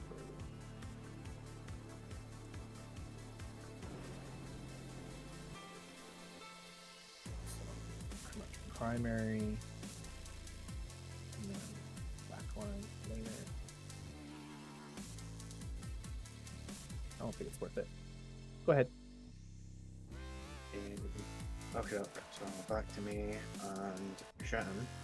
Start with the full trained shooting at these Terminators. Yeah. So a Dark Pact for sustained, but no hazardous because it makes us weaker. We pass. Number of shots is going to be 5 plus 12, 10 in the squad, right? 12, yes, the 2s is plus 6. 5 and 6 is 11. So they elected not to rapid ingress there? That's fascinating. So these hit on 3s. Because that does just get to... I guess, like, Drago can just port to the corner here because there's no screen here. Feels like this Rhino maybe should have been 6 inches over to prevent a drop here. But there's no screen here, so if Rancor needs to, he can just pick up Drago and drop him over here. But if he does that, he loses the objective, so I don't know. Yep. Oh my god. Right, the bikes that are right next to them, well, throw a grenade. What just happened there, Chance? 0 here. That's not allowed anymore. Good call. Yeah. So they fire into the guys right in front of them. We'll Dark Pact for sustained, and we will overcharge the plasma guns. So this is my Dark Pact roll. We pass, and this is my hazardous rolls. We don't lose any bikes. This is the plasma guns to hit. 2 hits and 1 save. It's AP4 when you're on the objective. Oh, I forgot the other ones are AP4 as well. Then we've got the bolt shots. Oh, in bones. Getting bolters. These mass goes to the sustain. And then on 5s, T5. 5 AP1s. Sorry, 4 AP1s. I get cover. Sure. Take a damage. Let's have. I think we rolled on the blue side. I was looking at the dice on the red side. I was like, that looks like 4 dead Terminators, but It's going to shift I guess it's not what was rolled out. And now one of them just gets to come back because of Drago. So Dark Pact will sustain. Fascinating. We take ones. We take one. That could have gone so poorly, but it didn't. And then the last. Grey Knights remain unpunished. It feels like how it is. NC Conroy, going pretty good. I'm excited for some Friday night or a Saturday night magic. Either You know what? Just kills the windy. I guess it is Saturday, and it is magic because we have Grey Knights. They're casting some spells. They're being wizards. 4 hits. Jeez, this guy's doubled all his shots. So that's 1 save at AP1, but cover. What? Okay. The next Rhino will do the same thing, except his close range guns will log into these Grey Knights. So Dark Pact will sustained. Where's the other guns going? So it's the last cannon and the havoc launcher are shooting these guys, Mhm. and then the combi bolter, the combi weapon, and a plasma gun, if that's within 12. Plasma pistol it will be. He's not. So nothing else can shoot out the top. So it's just the combi bolter and the combi weapon at the grenades. Okay. So here comes a dart pact. Your opponent didn't answer me. Yeah, it's better if you hit me up. The result is an ADO. And then this is cannon, Whether I put that in or you put that in is and then the irrelevant. But it's better to tell me no, to let me know. the 4 hat. Then also, if somebody's like constantly doing it, then No. we can have a discussion with them. T5 in fact, that's 1 AP, 1 but cover. Good. Then we've got the combi weapon shot at the close unit.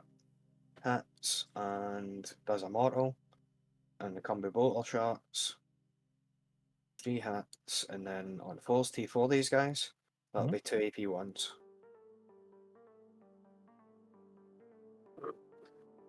Fail 1, he dies. Okay. Yellow squad's going to activate. Pistol shoot this guy. Las cannon shoots this Terminator squad again. So Yeah, usually uh, between 48 and 24 hours before the end of the event. As long as you hit me up at least 24 hours away from the end, then usually that's fine. so that pact for sustained. Sometimes people hit me up at like Sunday night, and they're like at my opponent.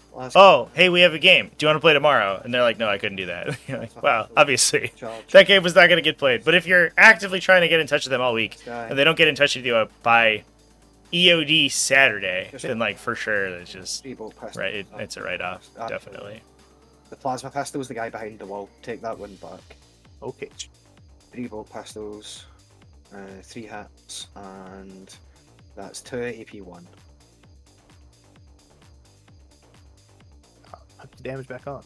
Alive back, alive on 1. Okay, doke. Pink squad. Oh no, I need to do my last cannon here. We hit twice. I didn't do it at the start though.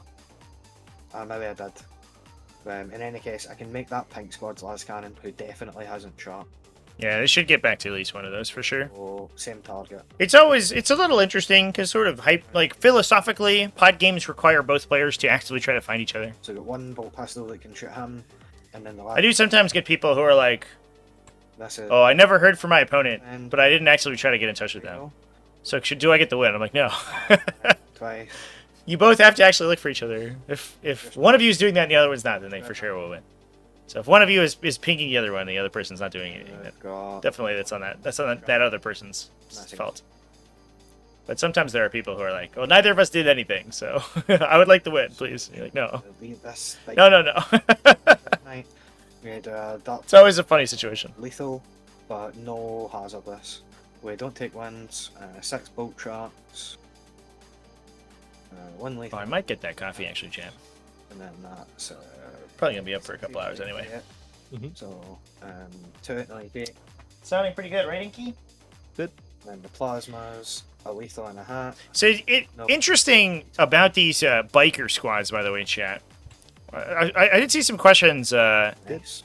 in the Discord about people running the biker squads. The bikers are actually really efficient for their points value, for their cost. So For 3 mounted models, it only costs 270 points. So they're like 23 points a model, which is extremely efficient. A lot of times you're paying for much like denser infantry, or you're getting like much worse infantry in other factions for that same cost. And you get a special weapon. You get 2 special weapons and a champion with a melee weapon. So you get a solid melee profile, and you get a bunch of pretty solid ranged attacks as well. And the amount of damage that they can stack just because of how Dark Pact changed the attack math is pretty big. I wonder if there's a universe where we heroically intervene here. I actually think we might. That was a long charge. It was a 9-inch charge for Longship, unfortunately. Intervention could be a spicy. Just pick up that unit on the crackback, and I don't think the Chaos Lord's kind of obligated to hit the Nemesis Tread Knight. But sometimes you'll see those bikers just for 70 points rock in, do a bunch of damage, complete a secondary, and then just like survive because they're 9 wounds at T5.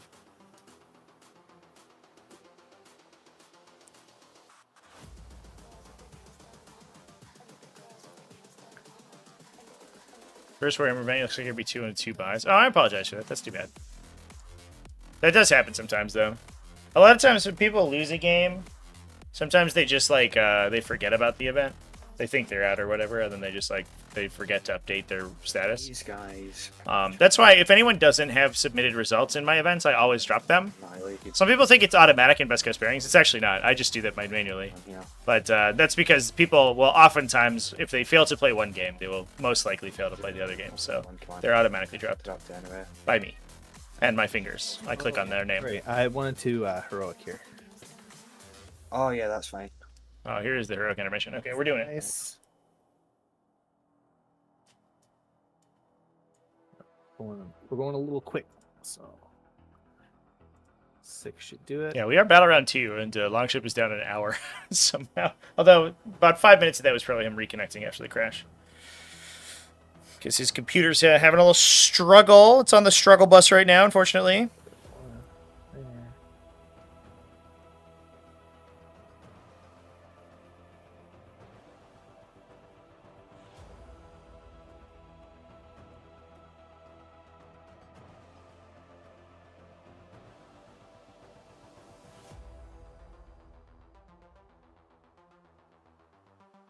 Okay, that's their heroic.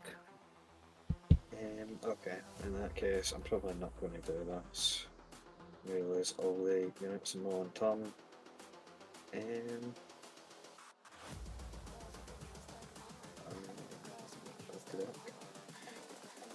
So back to me, and no more charges.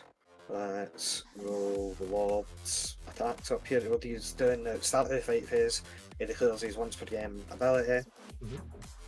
The way we split it up as the 4 guys on this side that can. This guy can't yet.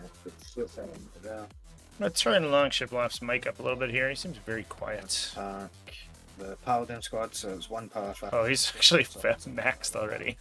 Yeah, extremely quiet over there, Mr. Longship. Into the Dread Knight.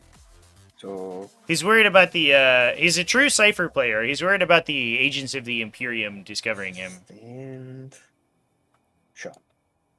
We don't take ones, and then the Lord's attacks. Oh, actually, I'll do the power fact. It doesn't matter. I don't think it matters. Here is the Lord's attacks into the Dread Knight. So we got 3, and then Winden on 5, so 4's strength 9. So I do get to reroll this 1 to wind because I'm in a Legionnaire squad, even though you're not on the objective. Okay, so we did 1 dev and 2 saves. This is from your AP. lord. This is for the Lord. Dread Knight dies fantastically. Does he Does explode? he explode? Nope. Okay, and then we'll do the power fist into the unit. Box. 2 hats. Strength 8, so that's 2 wins, right? Yep. Those will be AP 2, 1 guy dies. 2 damage each, and then we get 8 chain sword attacks. These miss, but 3 sustain. This also misses. And then these wind on 5, strength 4. Oh, those are AP 1.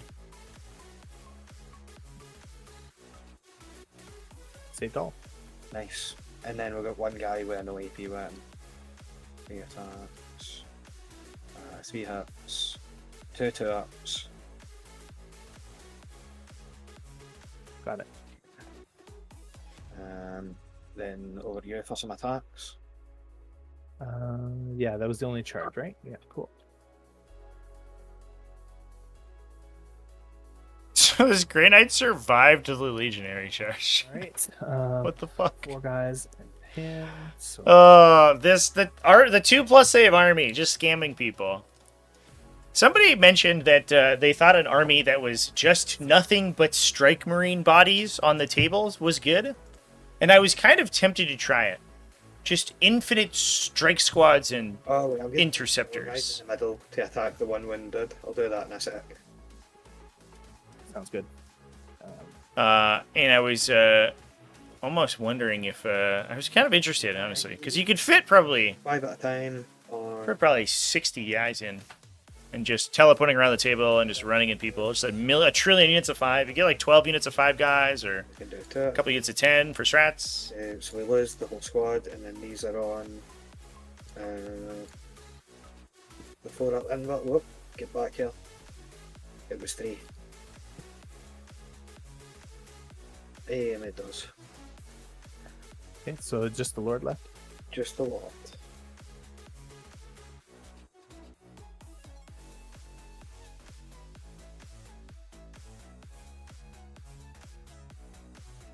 Okay, I'm engaged, so I might as well do this guy first. It's off the turn.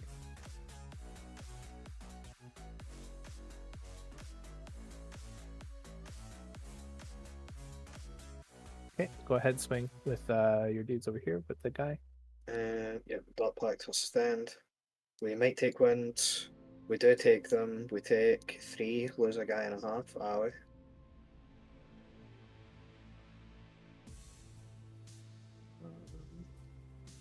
we? Fast. 4. These ones would reroll, but it's 4 wins anyway. 4 AP3s.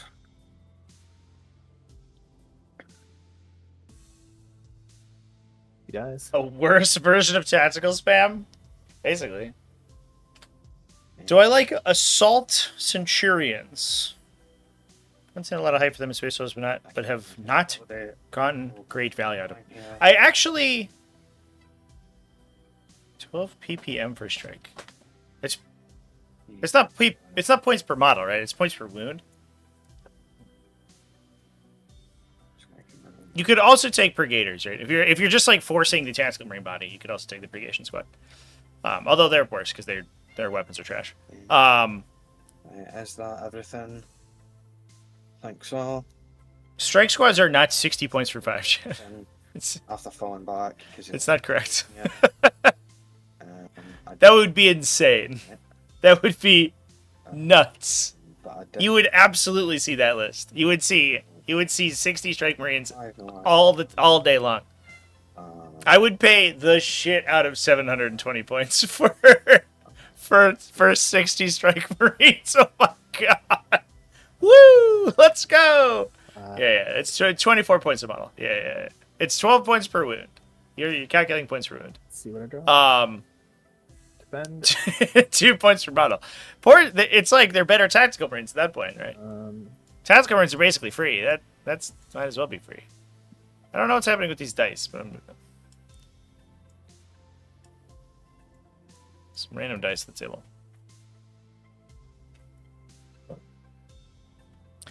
Do I like Assault Centurions? I think they're fine. I don't know if I would say that I'm like super excited about them, but I think that they're aggressively fine.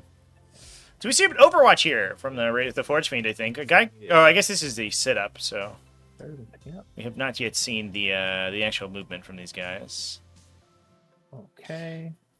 Update last season allowed those guys to regenerate while in Deep Strike. It's kind of a pretty big deal, to be honest.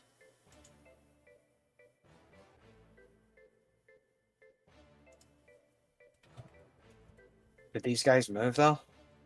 No, have not No. moved. This is a respawn. I was gonna say I did revive a guy, right?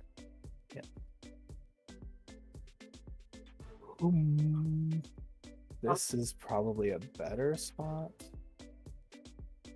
to do it. Wait, this guy can leave. I'm pretending like I'm screening. The suggestion of a screen. Yes. I could probably finish it with these guys.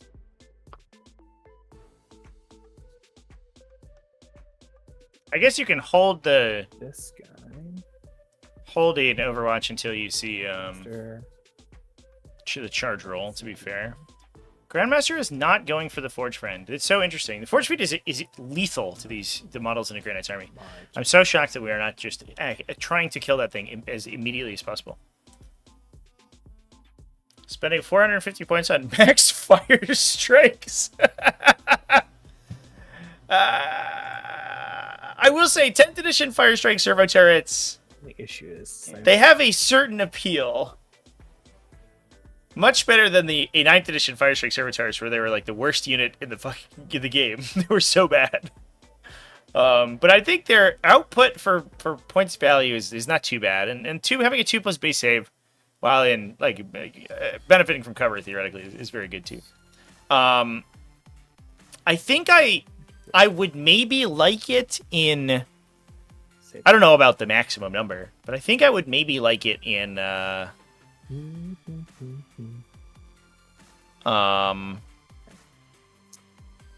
Ironstorm Spearhead.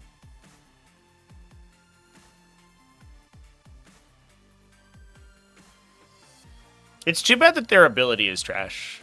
I wish they had an ability that was good. Maybe if they duplicated Overwatch, that would be really interesting. this guy. But Overwatching on a 4 is kind of whatever. This guy has to go around you. If you get big units of them and you get a reroll, it's probably something, I guess. Still a little pricey for move 3, though, I think, is the issue.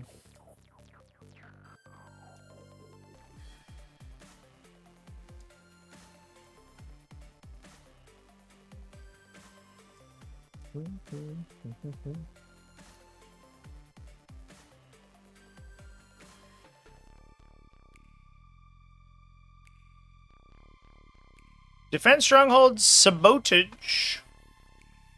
The draws for Rancor. So looking for a spot to place that collects us where you can sabotage. The good terrain drops have been screened out pretty heavily for my longship, though. And that defense stronghold is actually kind of awkward if the Time is probably my best. if there's space in the back here for that Vindicator to show up. For now. Move back. Draco. The weapons don't feel balanced. Yeah, the last Talon is like so far and away better than the autocannon. It's crazy. If the autocannon was 3 shots rapid 3, I think you'd probably it would be into discussion.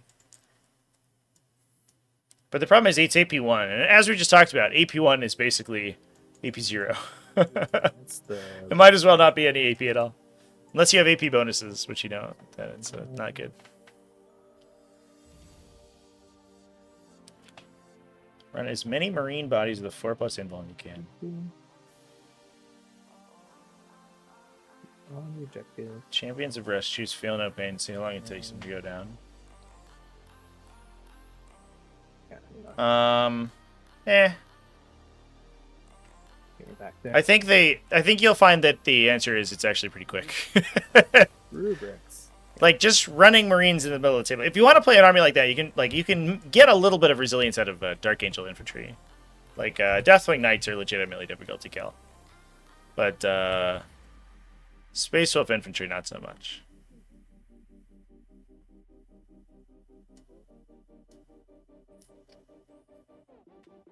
Right there.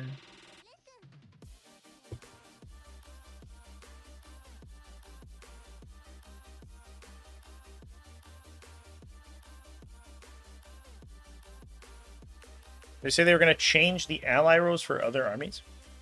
I think you're imagining that. There is a rumor that demons are changing, but that will be specific to the new Demons Codex.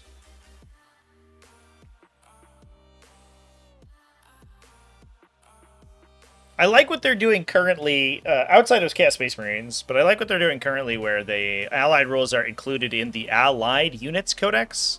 So they can change the allied rules based on what the units that are allying out do, rather than the armies that ally them in, which I think is much healthier. So if there's a combination that's like super overpowered, they can just not include it in a new ally codex. Is that guy? If they're like, oh, we found it bloodthirsters in the new codex are super dumb if you take them in every army, you're just not able to ally greater demons anymore. Which, obviously, I don't know if that's the case. I imagine that it's not, but I like the idea that they could do that if they need to.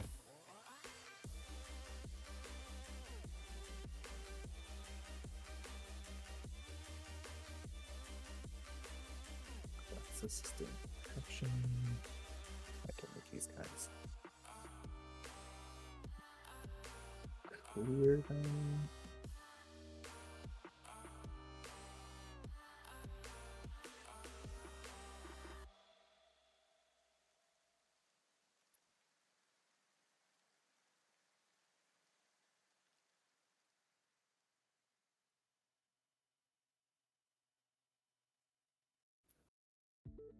I imagine what happens in the future is that the Drukhari Codex gets the Inari rule.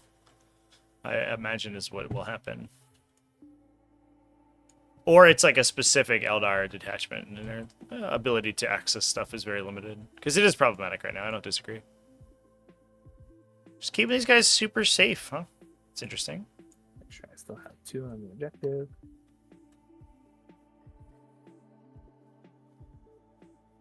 It's not like the Forge Fiend can't get to them, I don't think. They just have Assault. It's also able to go to the center if it wants to take a shot at a Nemesis Red Knight. The outside deployment zone probably needs to be back here, fortunately. Do it up on my business.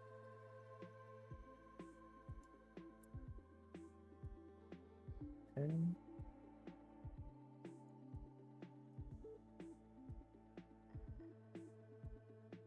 All right. Should be good there. We're gonna go to shooting. The Terminator squad, what can see, will shoot into here. Should I be- might do a rapid ingress here. Yeah, go ahead. So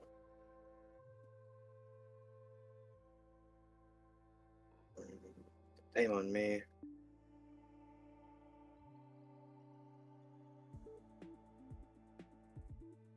Go here. There's this. Within.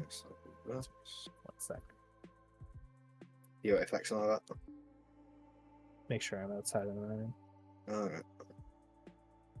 I'm just gonna go that. Okay. Looks like I'm not going to need to not roll one in my advance to do that. Just I'm not going to do that. Back to you. So Drago and 4, 5 Terminators into these guys. Now I have to figure out which ones have flamers. Ones I can't see. Okay. So Drago first. It's 3 shots with the second gun, hitting on 2s. Yeah, Renegade Raiders, chat. On your T5. Is the E5. Yeah, AB2 ignore. yeah, Space Marine detachment. Go through. Kills a guy. Drago Stormbolter hits on 2s for some reason. It's helping them punch through the 2+ saves pretty well And then because 5 the extra AP on objectives is very relevant there. 40s. I kind of like this move with the Terminators, though. I expected the Terminators to get used very aggressively, but keeping them really safe is just farming points, and that unit isn't going to die very quickly because it's constantly regenerating. So the longer it takes Longship Bluff to kill it, the more value you're sort of accruing, just wasting time on them. Take 4. My bacon. Man, the Terminators are really good. Sounds good. This guy is going to shoot your bikes downtown. Yeah. 6 shots from the big gun. I'm out of range with the flamer, so the flamer is going to go into the Lord. The AOC will give me a 3 up here. We'll go for it down to 2. This is AP2 ignore cover. Right, so yeah, well, I'll give me 4 ups. Yeah. 2.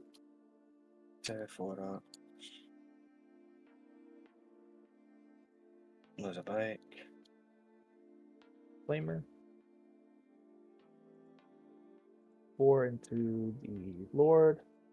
That'd be 3. AP1 ignore cover. Take them all down to 2. Okay. Cool. These guys can't shoot. Right. Thank you for the follow, Felix. Action. Appreciate you, buddy. Thanks for coming into the stream. Hope you're having a wonderful weekend so far. 7. Get there. Who do I think the next Primarchs to return should be? Well, for sure, it's gotta be Fulgrim, right? And then I think, 2 83s. I think it will be Logan, but I would like it to be this is... I could do Vulcan. a CP here to try and look. Because Logan has a supplement codex already. A codex supplement already. I guess honorable mention to Jageticon. Because White Scars are fucking horrible right now, and I would love just a full season of White Scars releases where they get their own supplement and cool bikes and stuff. That'd be rad. Stand. But I would like to see Big ones. a Vulcan. That would be cool. I do like Salamanders quite a bit. 3 hats and... Do I have a link for the setup in TTS? -1 still. Which setup? So just 1 dev. The maps are available in my Discord currently. They are non-final versions because we have to update them for the new USO layouts. Okay. Otherwise, we're using it's a modded FTC map base. I don't have a link for it because it's my personal one. Back. But the FTC map base also available in my Discord. If you don't have a link for it already. It wasn't AOS. It was a Horus Heresy bait when they opened their preview with the slow pan on Fulgrim's model and everyone freaked out. Yeah, it was good. It was a good troll, a good old fashioned troll. And then they were like, "You cannot play this in 40K." We were like, "Okay." I get it. It's next turn. Yeah, we'll try and live here. No. Don't want Fulgrim. It seems extra slushy to edge the Emperor's children. Indeed, chat. Well, that's sad. Okay. Very good. Very good. Sabotaging and defending. Let me just double check to make sure that there's no way that you can get to this objective this turn. Correct? Like these bikes are the closest. I guess if they 18. If this unit charges this Dread Knight and kill it, then I can do it. If you're new to TTS, chat exclamation point how to play in the channel. I thought you were asking about like the specific map base.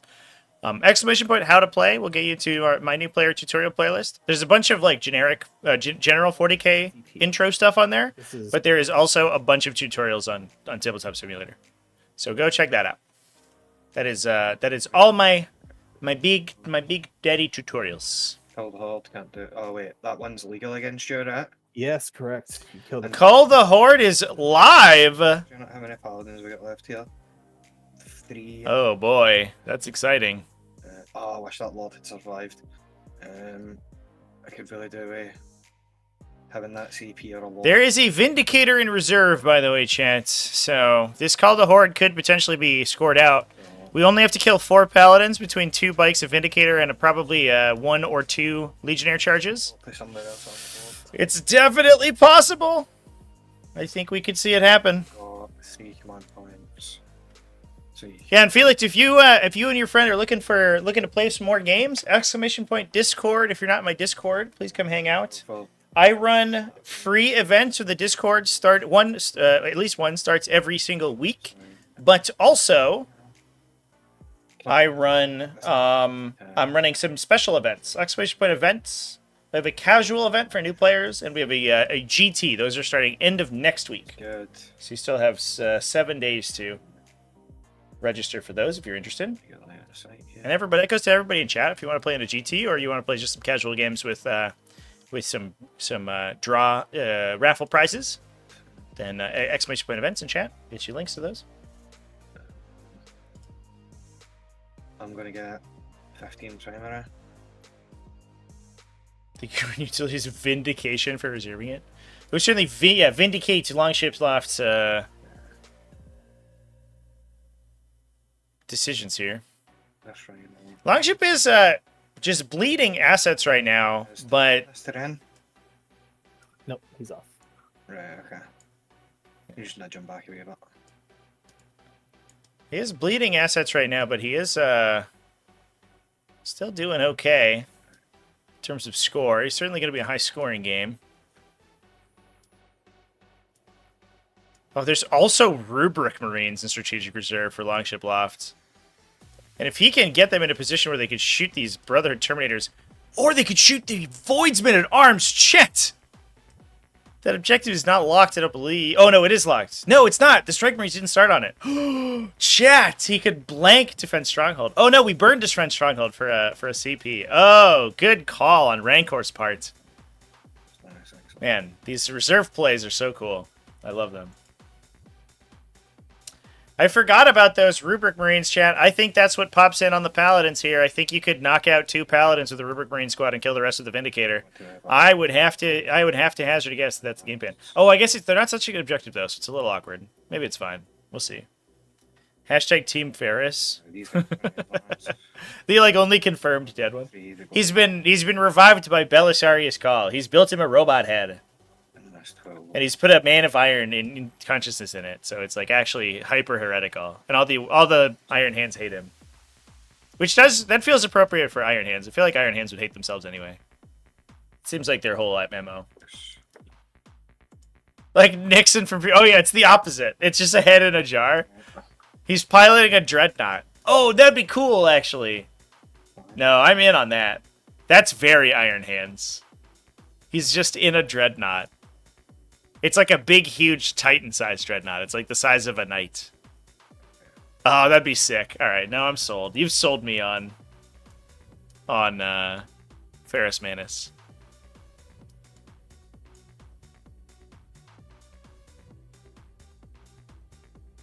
Alfarius revealed it's the 3rd edition Marine. It was the Imperial Space Marine sculpts the whole time. That's just Alfarius.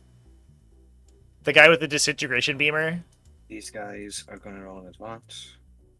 I think that the play for the back objective may just be a good one anyway, to be honest here, chat.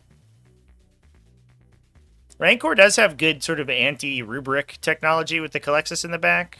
So the Calexis could run over and just pick that unit up potentially, but if you knock that objective out semi-permanently, that could be problematic for Rancor. I think that Rancor is just playing for Unbroken Wall right now.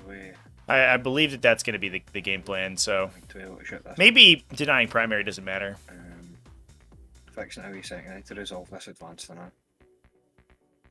Just notice the Sentinels? Yeah, dude. Look at them. And there's Scarabs. We got some repair Scarabs. Going all up and down. There's a bunch of Scarabs. There's a whole swarm of them on this one. Okay.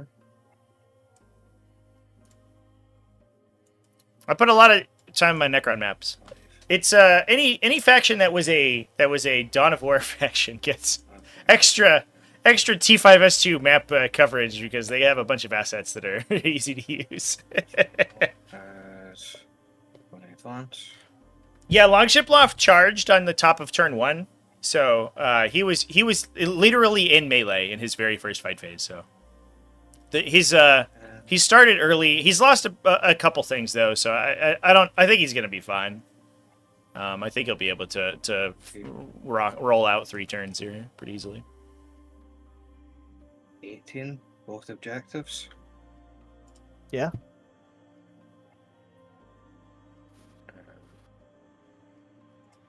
I'll do it for him. Oh, my game just crashed. Dear me. I'll be back as soon as I can. Sounds good. Yeah, you guys been having some crashes early. It's not as hard as this game, let me tell you. Each one of them has 1 collider. For whatever reason, I don't know why. There's a shared collider for the whole group. Which is a little annoying, but I don't know. I think it's fine. And you can just alt select and delete it if you don't want them, because it's occasionally annoying. But I like the ambiance for as long as you're not touching them. Yeah, I was saying I need to fix this bike because the Vindicator's not going to fit here. It needs to just come back and be really. To be honest, this whole strat isn't really working up there. I think he'll be able to fit in that gap.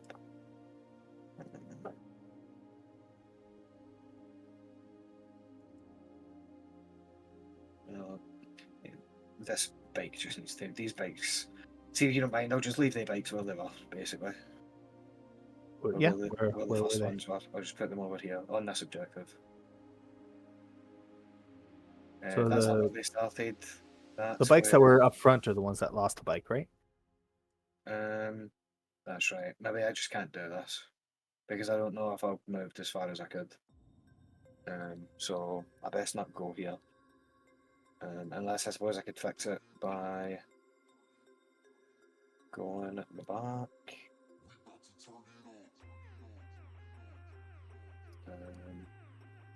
Alright, because where was it before I moved them? Something like this. I've gone at the back. I'm not going to range of this guy.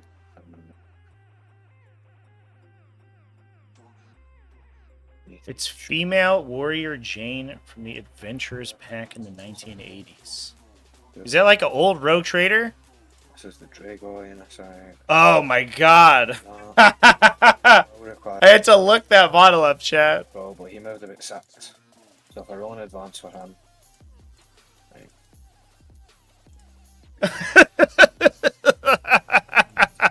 No, I am Alfarius. I have to stop outside the masts. Man. So that I love the 1980s. I love OG miniature industry is amazing. Somebody made that with their hands, and then they recast like thousands of them. looks like I can see Somebody made that with putty trained. and a toothpick, and that's rad. And that person's more skilled at sculpting than I'll ever be at anything. No, they can both only see the same. What an incredible miniature! Do it like that. Literally flawless. I love it. They awkwardly walked on their skinny legs so that we could run with 3D sculpting and the incredible tools that we have right now. It's crazy how easy it is to better sculpt in the new code. Yeah, it's certainly more classic for sure. Just land. It's amazing. I was kind of marveling the other day at the strength of the technology. I was Sorry, instead of they'll go this way. yeah, instead of going that way, they'll go this way. Sure. I was sort of Just like seized at one point to do a little resculpt, and I took an afternoon and I finished a Breachstorm resculpt that I had been working on, and it was just like crazy. Even I'm terrible at sculpting, unironically, just horrible, and I was kind of impressed with how well I could sort of jury rig together new miniature sculpts based on what we had already, which was absolutely nuts, super sick. I'm not gonna. That's neither here nor there, though, Ted. That'll be available for order at some point. We're going to add it to our starter set. Oh. So it's alternative sculpts for an existing model. I only got the Rubric Marines and All right, where are these Rubric Marines coming, Chad? I'm so curious. keep them off again. You could probably pick up... If you get lucky, you could get 2 Paladins with them. T-shirt and let's do the Vindicator and this Dread Knight. I will 2 silver. That pact forces them. We don't take wins on any combo. Oh, he didn't bring them in, so he has to I'll do it again. rapid ingress them next turn. That's fair. Take wins. This is the cannon. 5 goes to 8. Sculpted, totally not mana strat, win. On 3s. I have a guy. I could make it happen, Chad. Wins on 3s. We have an in-house sculptor now, actually. It's Saves. just kind of cool. AP3 initially.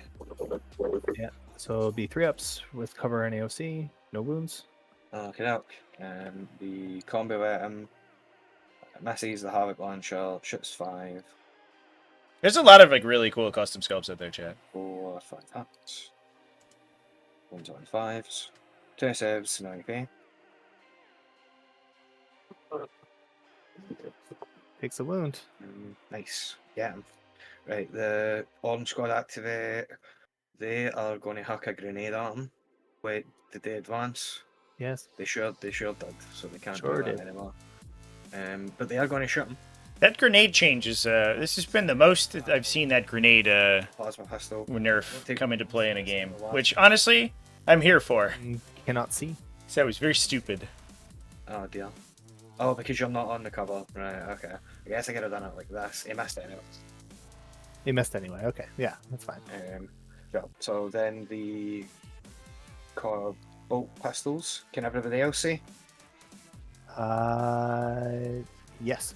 Yes. Right. Bolt pistols and nothing, and plasma hats and nothing. Right. Then Rhino 1 ships everything into the Dread Knight. So Dark Pact for sustained. Vindicator killed a whole 6-man 8-bound squad last week in a single shooting activation. That sounds about right, to be fair.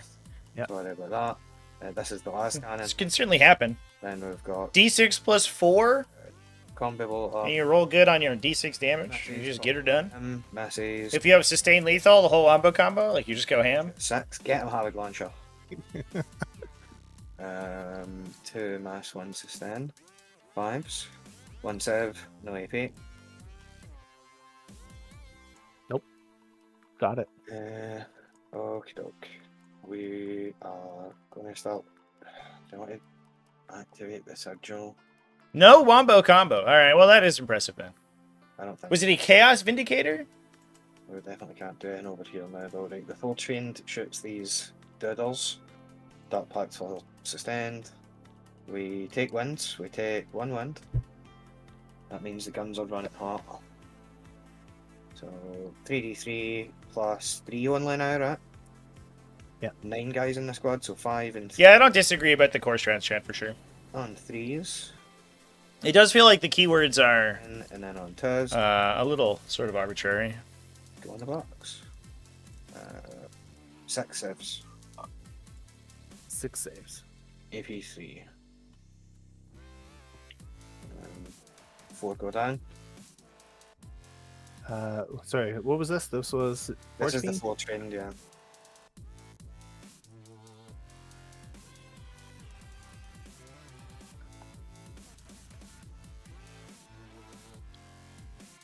There should be more core strats. I just think you should give more stuff access to it. The one that kills me is Tyranids having no access to smoke. Oh wait, look at these. What is that? Shoot this guy.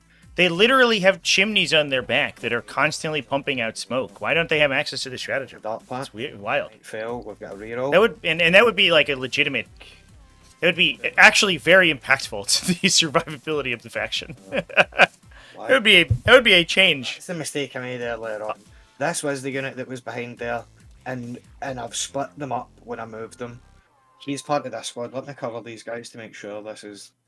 Custodies have no access to grenades. Yeah, like grenades is another one, That's right? why I was like, Custodies and AdMech. and There's just random access to grenades. what should have happened was these guys, this squad. EV breachers can't relate. So you I'm just need to I sub should out a move- model?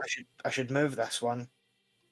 I'm not sure. Because these that's guys in happening. front lost a guy, right? So the 2-man is in the right place. Yeah, no tank shock for Tyranids is crazy too. Tank shock is like so silly. So At least it doesn't do a trillion damage now. squad when they were right next to each other. I do like that much better. Okay. Yeah. I think. So do you want to put take one of these, take this guy, plasma gun guy, or the champion? I'm just going to have this guy die. Yeah. I think And this is then the best way to do it. put the other guy, put the champion of this one back. You sure? Yeah. Okay. This fixes it. It's fixed. Right. Okay. That's these plasma guns. Did I take wins? I took 2. Aye, this guy was going to 1. Okay. Right, now plasma guns to hit. That was too many dice.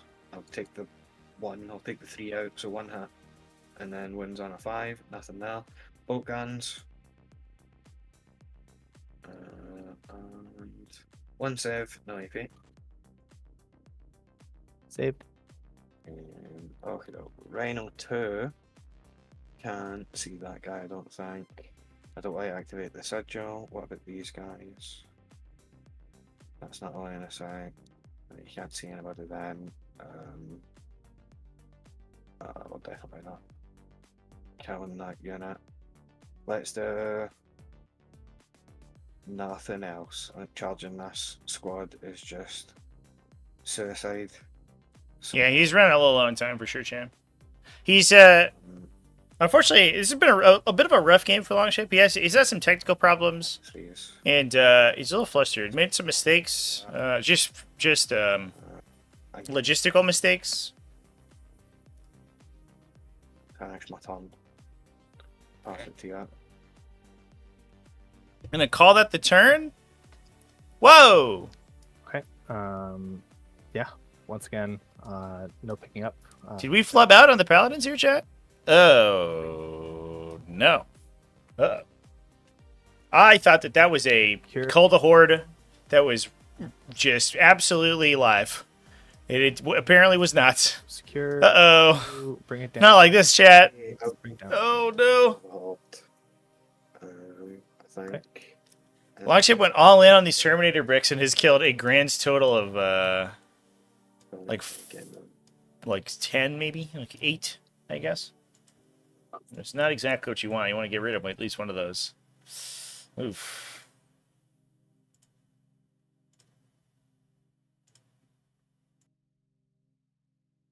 Okay. He's there. These guys.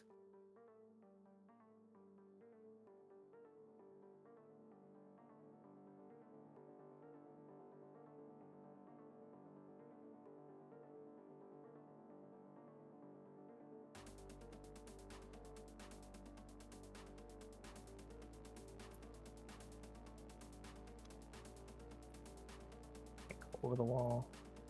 Go there.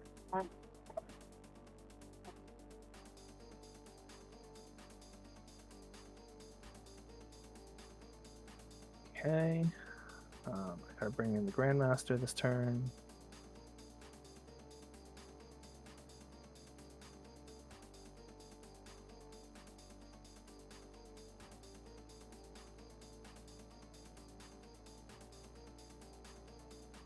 Set that.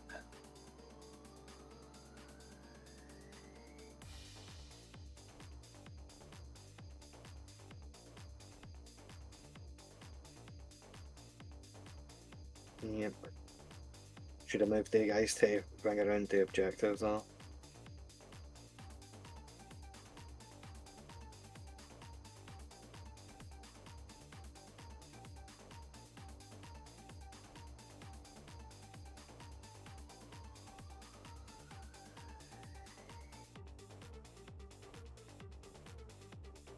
Something like that.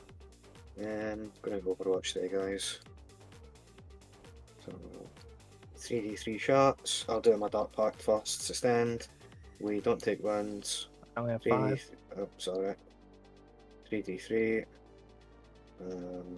is 6, 7, 8 plus 3 is 11. So hitting on 6s, but 6s are 2 hits. Ah, very good. Okay. Back to you. Pass it back to me.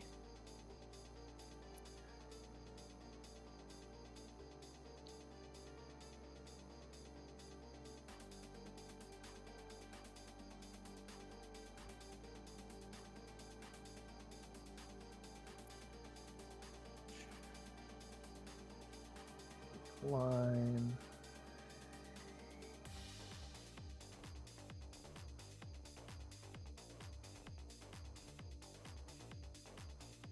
That's a big line.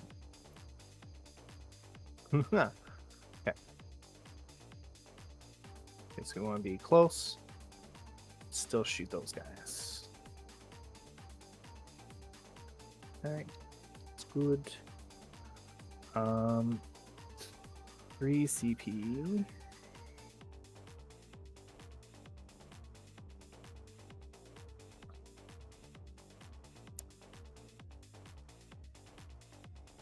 I'll spend the CP for +1 to hit on that Dread Knight. Okay.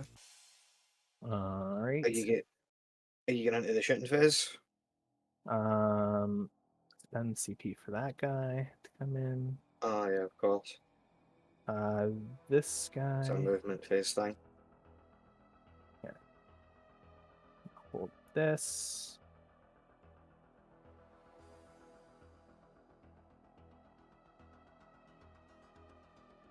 You get 10 primaries. This command phase, right?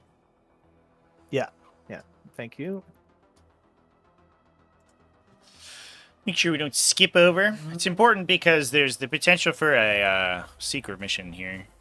because he's 5 points down. Board. So if Rancor wanted to, he could roll out the secret mission Go ahead. and not score primary for the rest of the game, and then just unbroken wall end of game. But honestly, I think that he's probably okay just scoring standard primary. Yeah, going to the back with the rubrics. Yeah, this makes sense.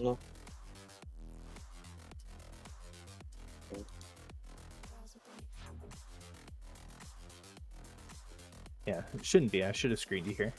Oh, right, okay. There's those. Is it like way off or? You see, I can't see the bottle. It's not off at all. I'm just trying. I thought I measured that and it was way closer. Yeah, there's a ton of space there. Well, they do fat. Like, I guess. I don't know. I mean, if that was your intention, I can allow you to fix it. But does it change with the screening? It was just to screen this corner. Yeah, Right, I mentioned okay. that you had rubrics last turn, Yeah, but that's no I'm not problem. sure if Yeah, you yeah. remember. No, for sure. I knew you were. You were definitely screening here because I couldn't come in there last turn, right? Mm-hmm. But fine. I'm just that is this. that is a big screen. Awkward part here is this. I don't want to expose myself to too many guns. If the rubrics show up there, the Calexis like peels them. Unfortunately, His gun is how far? He shoots 24, and he's super good at killing. This is the only psyker in my army. I sorry, keep the thing with me now. yeah, definitely got into clear intent for sure. The Calexis, well. You're just telling your opponent that they have I can't hold the objective. that they have a deep striker or a reserve unit doesn't necessarily mean that you Can't do that. are actually screening them. It's been a pretty cordial game between these two, so it is what it is. Longship has certainly not played the most perfect game of 40k ever. That's definitely the case, just in terms of rules. Unfortunately, Here or back here. Yeah. I'm not there. I don't need to be backing these guys. my intent is to win the game, chat. I don't like it. So that's how I'm gonna play. End up in this very corner. Still get shot with that guy. End up. As I run between these two now.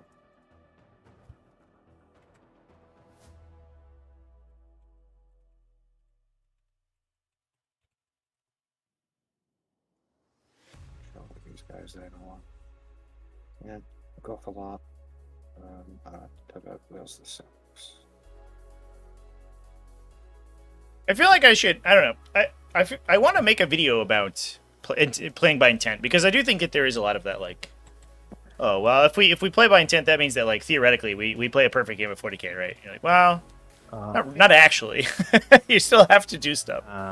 This Dread Knight, I think the bikes. there's a lot of that happens, and Paladin squad will shoot. I would like to discuss that, but I do feel like that's another that sort of cultural stuff gets really people are really riled up. Like, if I talk about that, do I get bombed into oblivion? I don't know.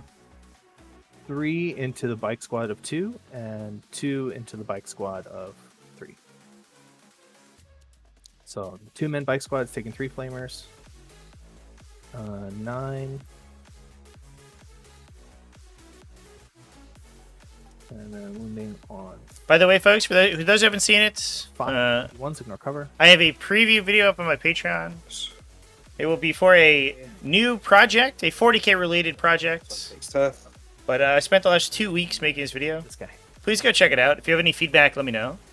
But if you are a patron of me, I appreciate that, and it will. Did the same thing I did earlier. It will be up available for preview for you. Into the other bike, only 1. It's a 90-minute long video, which is a lot. One save. He's still alive. On a 5. Okay. Why are these? This guy. Oh wait. Yeah, I think the only reason that 40k is No. This guy should. is kind of like, I don't know, anti-mistake, I guess, is that there is a huge. Over here. There's so much to think about that it's a lot. Right, and then And it would like to play the game perfectly would be just so time consuming that the small it's culturally acceptable not to do that, bike squad you can see. but it's a lot. I don't know. Bike squad you can see is going to take 6 shots, hitting on 2s now because it's got the strat, and wounding on your T5, so 2s. Yep. 4 AP2. Ignore cover. I will 5 there, but I'll just take the success out. 3 go through, that's going to get them. And then flamer into the dudes in front. It's 5, 8. On 3s. Be 6. AP1, ignore cover. Into the legionaries. 4 ups, 4 go through. What's the damage? 1 damage each. 1, 2, 3. These Terminators are going to put all their shots into the bike, and Drago's funny thing into the Forge Fiend. Good up. Drago's funny thing. Yeah, I don't disagree, chat. There's definitely Wounds on 2s. there's a 2 ignore. there's a type of person 5s, who take them both. I think has a more liberal definition of playing by intent More than, damage. maybe their opponent does, Yeah, which I think becomes problematic sometimes. And then We have seen that on stream, not necessarily on TTS actually. It's very rare, 5 shots. but it happens online or IRL very often. Wounding on. Well, my intent was to do that. Okay, but it's not 1 goes through. clear to me that you did that. So, And then Stormbolter, we have and I think that it should also be stated that like you shouldn't necessarily 2s. be afraid to ask for a take back, 2, right? 0. If you're, I think oftentimes the argument occurs with playing by intent when you want to repair a game state Good. that Okay. that looks different than I think you anticipated, but there was that agreed on by the players previously. But if you're like, oh shit, I meant to do this, do you mind? I think that's very common and totally fine. It's the problem is when you go, oh, I'm gonna do this because this was my intent, Tonight, you just gotta- but it was never communicated. That's where the real issue everything. occurs. Cultists. Do I need? I don't think I need 2 into the cultists. Yeah, flamer first. 7. We just gotta get back to speed machine or speed hammer chat. We just gotta get back to 1 hour time limit. 5 of them. And then 6 shots. Yeah, 3s. Moving on 2s. I should That's probably 5 more. go to ground here if you don't mind. Sure. Yeah. So go Pass to to you 1, for saves. 5 against the first one. We'll lose 4 instead, and then how many more saves? 5 more. 5 more. Okay, Loco, he uses dice so big when he shakes them in his hand, they never mix. So when he dumps them, Lost 4. there's a higher percentage of 4 pluses. Oh, that is that is only have gross. 9 in the squad. I do find that 4 and 5 is that's an interesting kind of I think I already lost, guys.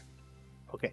an interesting part of competitive play that I think usually those players get right, like sort of ground out. Terminator's going to charge. Casually, people don't tend to want to play rematches against those people. And usually when complaints get levied against them in competitive events, and this is especially true of local players who then play against players who are not necessarily in their community. Usually if you're not in a community, you're much more likely to to actually bring up those concerns with like an authority figure. And I think those people get run out of communities very quickly. That has been my experience locally anyway, is that my area had some real trouble with people like that for a while, especially in 8th edition, 8th and early 9th edition. And they were just eventually ostracized by the community. He's going to charge. And even competitively, like they were either disincentivized from going to tournaments or they were banned from going to tournaments. Snake Eyes of the Dread Knight here fails it. That's unfortunate. These guys are going to charge your bike. The intent for the tactical squad is to one-shot Mortarion. That's my intent always. Every time I put a tactical squad in my army, my intention is to one-shot Mortarion. But the Legionnaires get to live here. That's a big deal.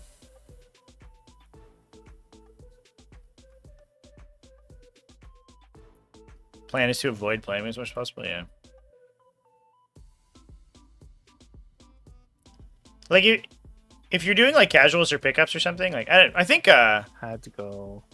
part of it is if you're playing at an LGS, sometimes there's like internal politics and things get weird. But bringing up concerns to the LGS like staff members, they are typically very heavily incentivized to make the play experience as good as possible, right? Because that's their entire business. If there's a dude in there ruining it for everyone and nobody wants to go to the store because he's playing there all the time, then that's problematic for them. I wasn't watching. I trust you. Yeah, so this guy has to go into, because in order to complete the charge, I have to go into the Rhino.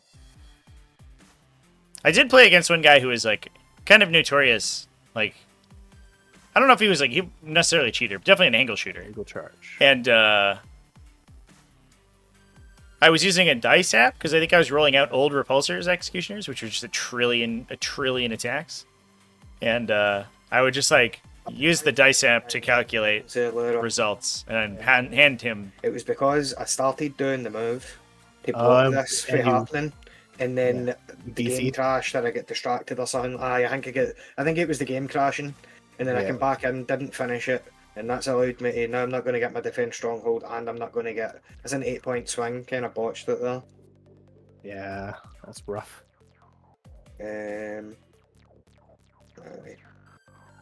Just it's a bit, if that's the case, now. You can put one guy back because it's not going to matter. Well, it's the obsec. It's the obsec, right? It's the fact that you kill them all, but you can't move on to it because you can't charge them. I am on it because I know. That's what I'm saying. That's what I was blocking when I was moving, but it was ages ago. Like it's too late to get back now. Okay. I should have noticed when we fixed this up. Oh, I think that was why he was out of coherency that one time. Yeah, that makes sense. The thing that I was meant to do. All right. So we'll fight. It's casual. You have a $5 game fee. Usually goes towards the club and the lucky draw door prize. Oh yeah, for sure. Yeah, if there's a club leadership, usually you can bring that up to them. I've had good success, like sort of bringing up problematic figures like that to authority figures in the past, and obviously it depends on the person, right? That's a very specific thing, but. All right. And the other thing too is like you could just be blunt to them. If you have an LFG group or whatever, and into the bike, or you show up and you're just like, oh, I'm looking for a game, and he's like, I'll play, and you're just like, I don't want to play you. Usually, like if you send a very clear message like that, people will pick up. Into the bike, you know. And I think that does help too. That's feedback that people can AP2 can accept. I'm done. But I definitely 5 and 12, 17. I understand that problem. It's definitely problematic. A bunch of AP2 and 3 here. Problematic terrapin named Chubby. You should get in touch with the admin of the Tactical Tortoise Discord server.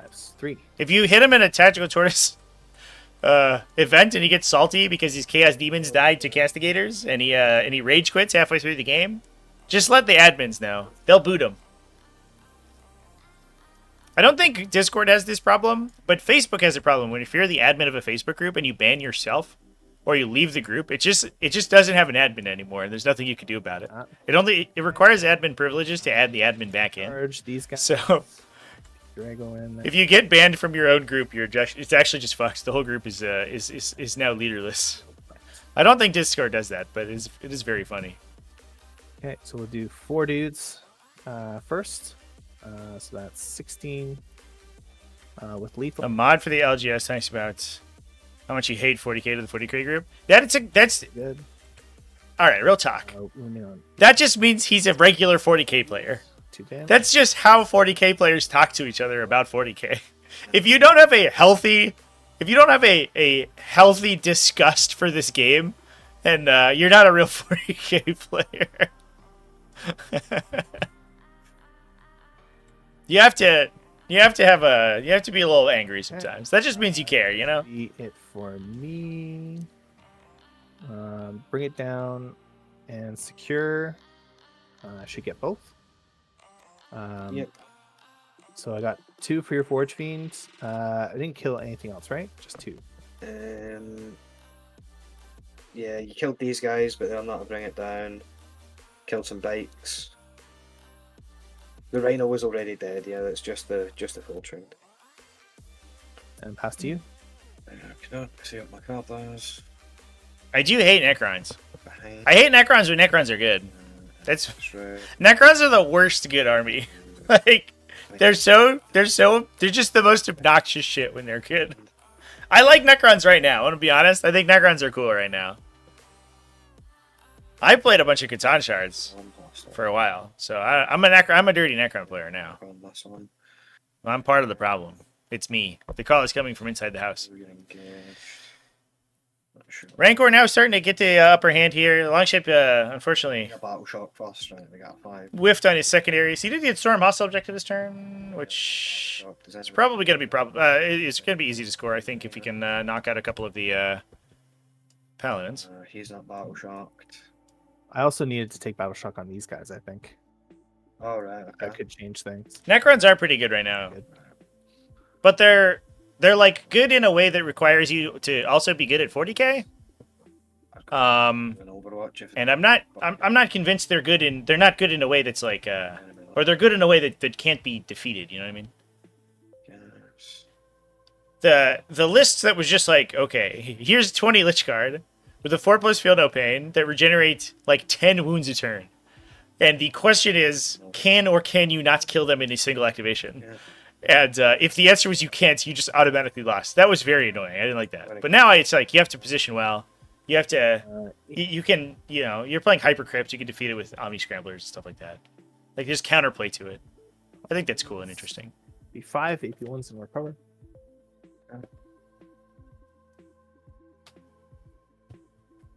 Meta Necrons feel like Thousand Suns. Do they? Do they? To me. That's an interesting comparison.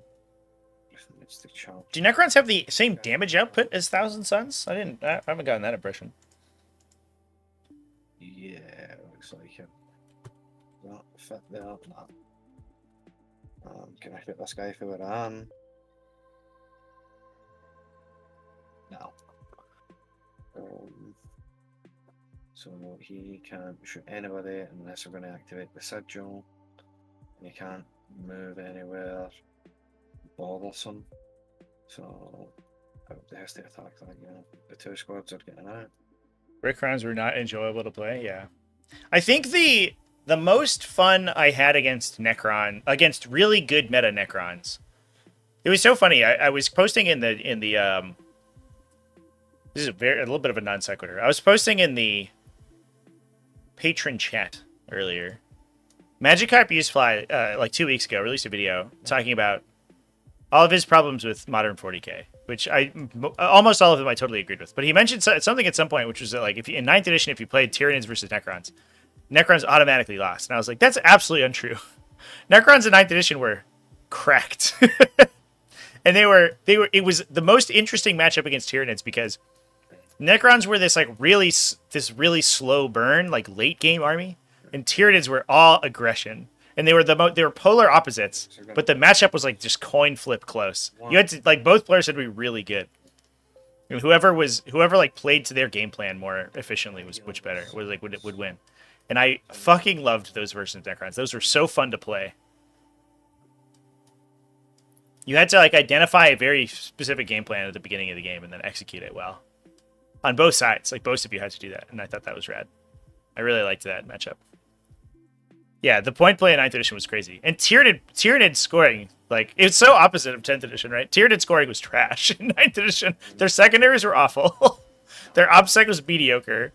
And Necrons were, like, fully army OBSEC with insane secondaries. And, like, but, like, mediocre damage. So it was just two polar opposites. And Tyranids had to table Necrons before Necrons outscored Tyranids. It was so interesting, and I loved it. Rule on that? I'm not going to do it anyway. Okay, never mind. So it's fine. Right, so those guys go with all. I think that's gonna be. Made so many bloody good points, 3 not so salient points, and people grasped from those 3s. Did they really? I didn't even read the comment section. I was mostly just nodding along with everything he said. That was the one thing that was like, I don't know if that's the matchup experience that I had, but I think that's only because I was a Tyranid player and played against a shit ton of Necrons in 9th edition. I was a Necron Tyranid like fucking master by the end of the Arcs of Omen season. I played that matchup like 20 times. Oh, I meant to use a clone now.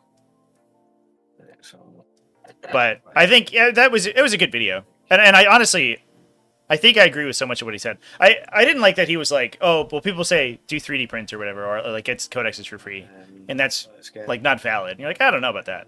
Like that is the solution, right? and can you schedule it out of But I think that wanting actual miniatures is definitely. I'm not sure, man. I understand. Just a But I was almost like I was almost wanted to do a reply or a response video to him.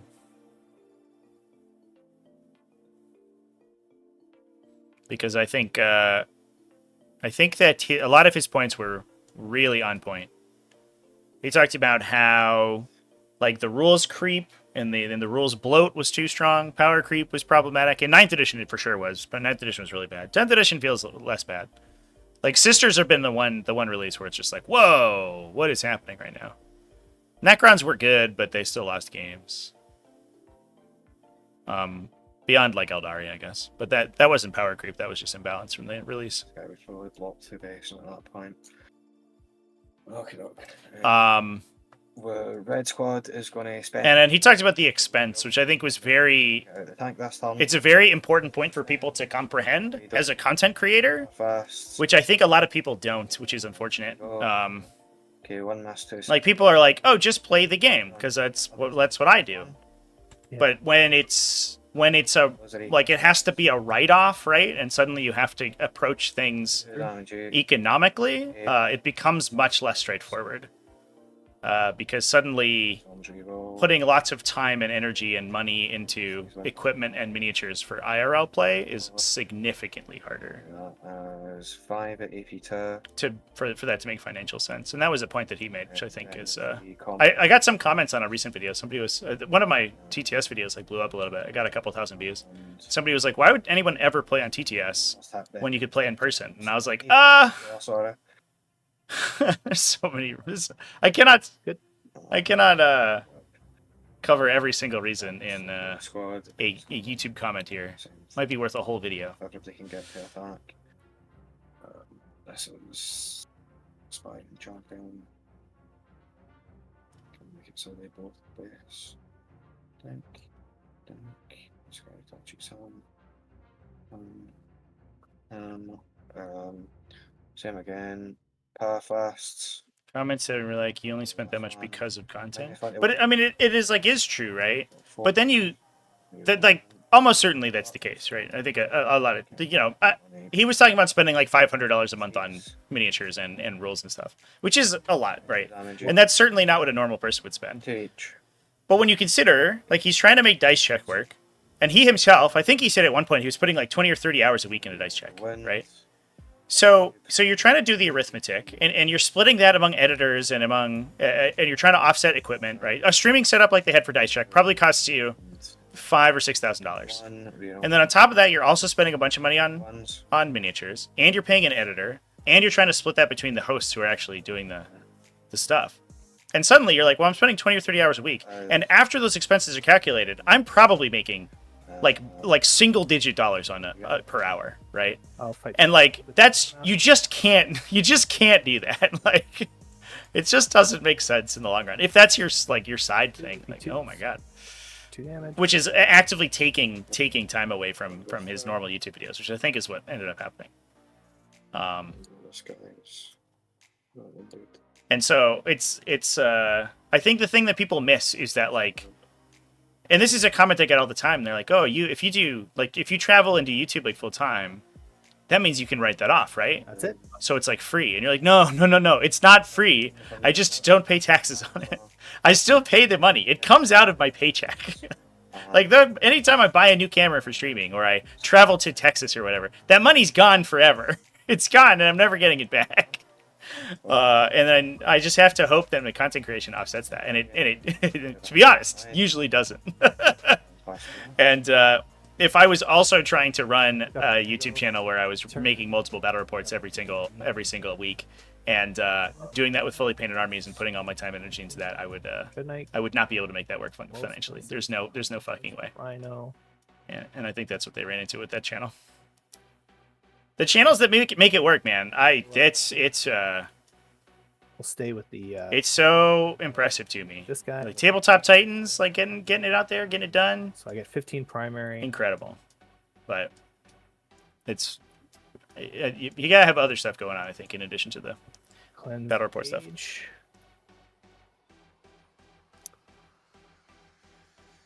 Okie dokie. Disagreed with the 3D print point. Yeah. I think that people oftentimes say like, well, it's the game's basically free. I think I saw a comment at one point where people were like, All back to 10. well, the game's basically free if you 3D print. Indicator in place. And that's absolutely not correct, right? 3D printers cost a lot. Back. SLA resin costs a lot. STLs often cost a lot. These are paladin. There's the actual time investment on top of, like, in and above what you would normally use to spend on models. It is typically cheaper than buying miniatures, but it's not free. And I think a lot of people get that confused, which I think was part of his point. Overwatch. He did say it was like hard and he didn't want to learn it, which I understand too. And I do think that there is a certain cachet to owning like plastic miniatures, and they're much nicer than 3D prints, and they don't break as often.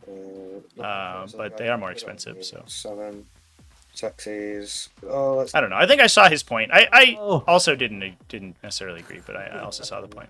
7 wins. 4 ups.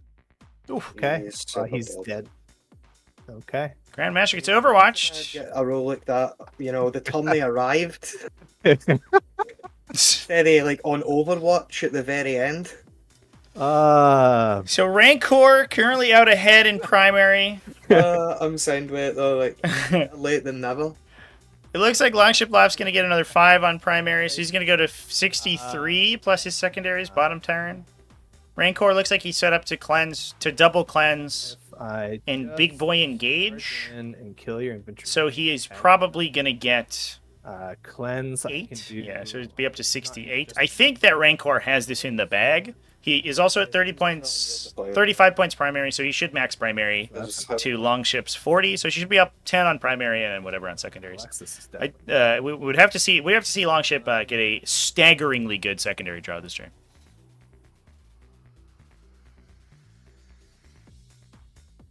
Okay. So if he goes. Every time you think about streaming and doing YouTube videos, who make about 10 minutes and give me a sub. Oh, thank you. I appreciate it.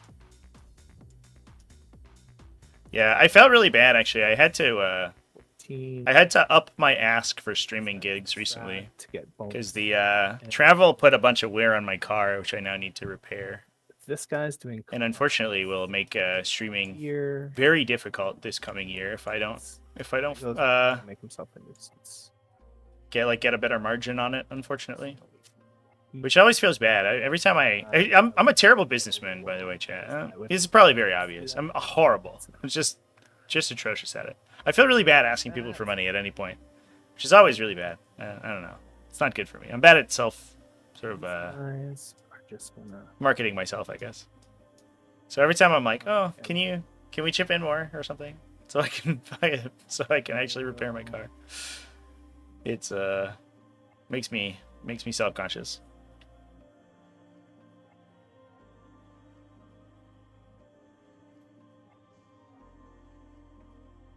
Rhino is empty, yes? Moondark 3D printing second army. It's taking 3 printers and hundreds of dollars in resin. Oh, that's 10. It depends on what army you're printing to. If you have, the printers that I use are pretty efficient, and I use a low toxicity resin, which is odorless, and has less of the environmental requirements than most resin does. So you don't necessarily have to have like all of those things. And I probably have, all told, I have about $1,000 worth of printers. I only run about 500 of them, $500 worth, maybe $600 worth, plus other equipment. Drago. But honestly, it's mostly just the time investment to prep them and stuff. That's the biggest investment I've found. No. And then sometimes you get a failed print, and you're like, ugh, that's Drago annoying. Flamers are going into the Rhino on the objective. And the rest will not shoot. But I want to ask people to give you money. I can ask them to give it to you instead. Gun. I think on 2s. You're right. On 5s. You're that is literally your username. But you're right. Yeah, I will. I'll keep that in mind for next time. 2 damage. Left one. This is on the Rhino. On the Rhino, he's down to top. 2 flamers. 6. Oh, wait, sorry. Only 2 of those wounded. Event. 2 wounds, yeah. 5 and 6. Okay, you're good. And then Drago, Stormbolter. I said it wasn't shooting. That's fine. Cool. Dread Knight is going to put all of his guns into Red Squad. Look it up. You have no damage, so I'm going to start with the big guns. Yeah, I have filters and fans in my printer area. Okay, on 2s, didn't help me that time. Wounding on 2. I just don't have like a Cover. dedicated room for printing, I guess. That should be It's just like in my craft area, basically. 3. Okay, so you still have 1 left. No. Oh, wait. Oh, yeah, that's right. This guy's alive. So just put my Slayer and Champ in. Kill this guy. 4 wounds, AP 1, ignore cover. Okay. Killed the last guy. Oh, he's dead. Okay, great. Good talk. Charge. This Dread Knight is going to charge a Rhino. No, Drago is going to charge with his once per game into all 3 targets that are within 9.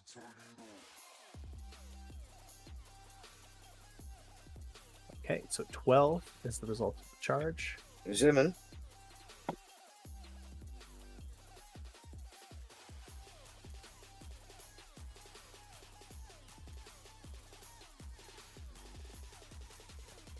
Oh, dude, when I was a kid, I was so bad about ventilation. This guy. I used to like my parents had an attic that was like unused, and that used to be my like craft area when I was a kid. That was like a playroom, I guess, or whatever. Drago. And I used to just spray prime in there and then like hang out in it. And my friends would come in and be like, "What are you doing? You're gonna get lung cancer and die." But I was like, 15-year-old me was like, "I don't care. This guy. It's too much work to go outside." Usually it was the winter time and it was like sub-zero.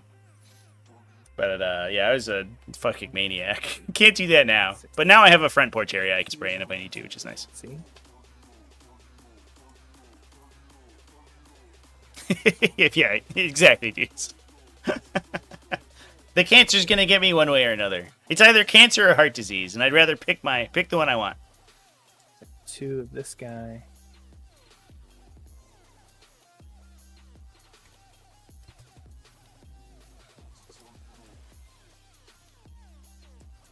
Okay, so he's not going to get the fight. If I do that. I do this, that works, and then you can fight. Great. Yeah, Inky's so dark because of overspray. Okay, yeah, the Dread Knight. Oh my god. 9. She would. She would. Get greedy. She would get in the way. She's a silly goose. All right. Fighting first. Do you have interrupt CP? No? Okay. Fighting. I'm going to put 1 dude into the Rhino, Caldor and 2 dudes into the Legionnaire squad, and then 3 into the River Marines. So we'll do Caldor first. Attacks hit 2s, only on 2s. 4 AP4s. Just go through. Kills them. Yep. 1 guy left. 2 more.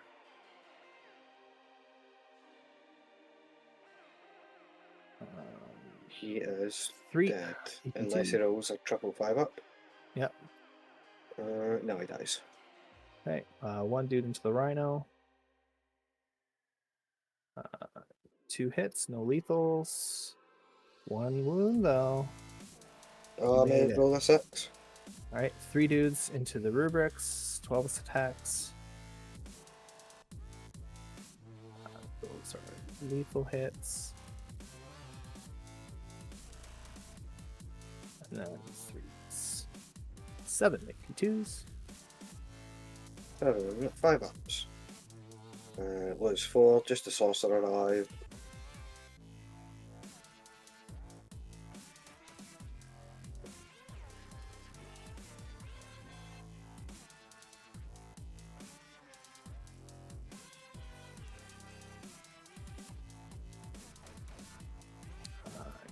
Coherency. Coherency. The bane of my existence. Okay. Dread Knight. 2 Rhino. Hitting on 2s. Spent strat earlier. Thank you. CP reroll one of these. Damn it. 2 AP3s. 2 6s. We'll both go through. 8, 10 damage. Still worked. Ouch. Does it The old one tap. This Nemesis Dreadnought has killed 2 rhinos with one tap. What so a the, dingus. The close guy, 1, and then the next published unit. 2 for these Dragos unit, I think that'll be it. Yep. Just 2. Okay, 4 ups. Okay, one guy takes 2 wounds. If I'd lived by 1 there, I could have got 5 points. Alas.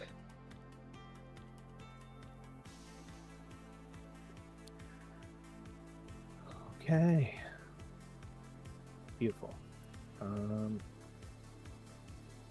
Engage. I have all quarters. Cleanse. I got for full. Looks good. Not much left to do here, really. See if there's anything I can score, maybe, if I drop. All right, Longship, what do you got in the chamber, my guy? He's down 10 points. Unfortunately, lost his home, his remaining objective with that charge. So Cycle one of them. Marked for death would be good in this situation, but I don't know if it's going to help him. Either of these units. Technically, I had attacks back over here. The sorcerer. Sure, yeah.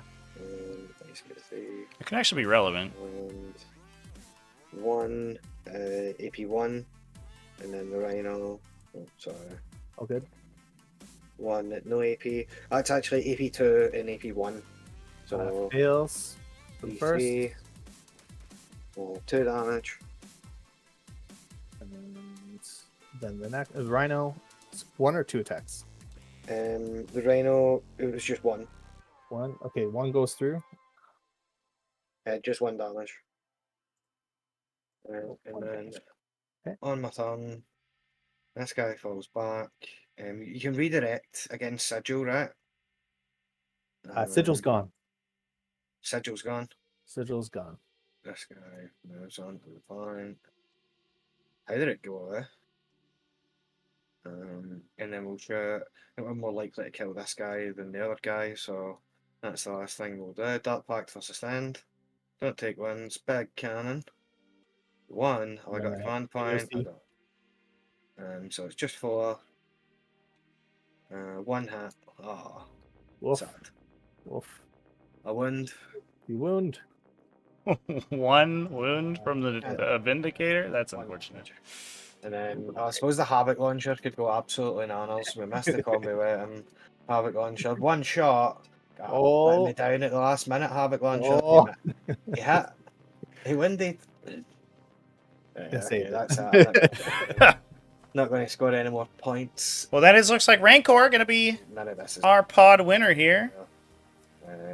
What model have I hurt myself the most? That'll be it. It's just whatever you get. The 6th edition, no, 7th edition Warhammer Fantasy Battles Plastic Goblin Spearman from the Battle for. So I score 5 and 5. Skull Pass. I think it was Battle for Skull Pass.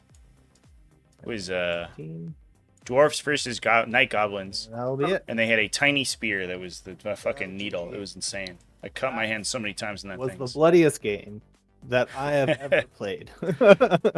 Yeah, it was a good. I definitely botched it. This was 8.70 to lose over here by properly screening my home objective.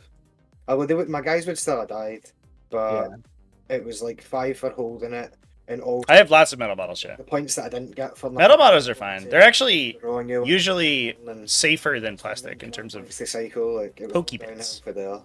Yeah. Yeah. Realistically, probably what I should see, like going for that all or nothing at the start. I should have just rerolled this charge and like bought something better and actually damaged that unit.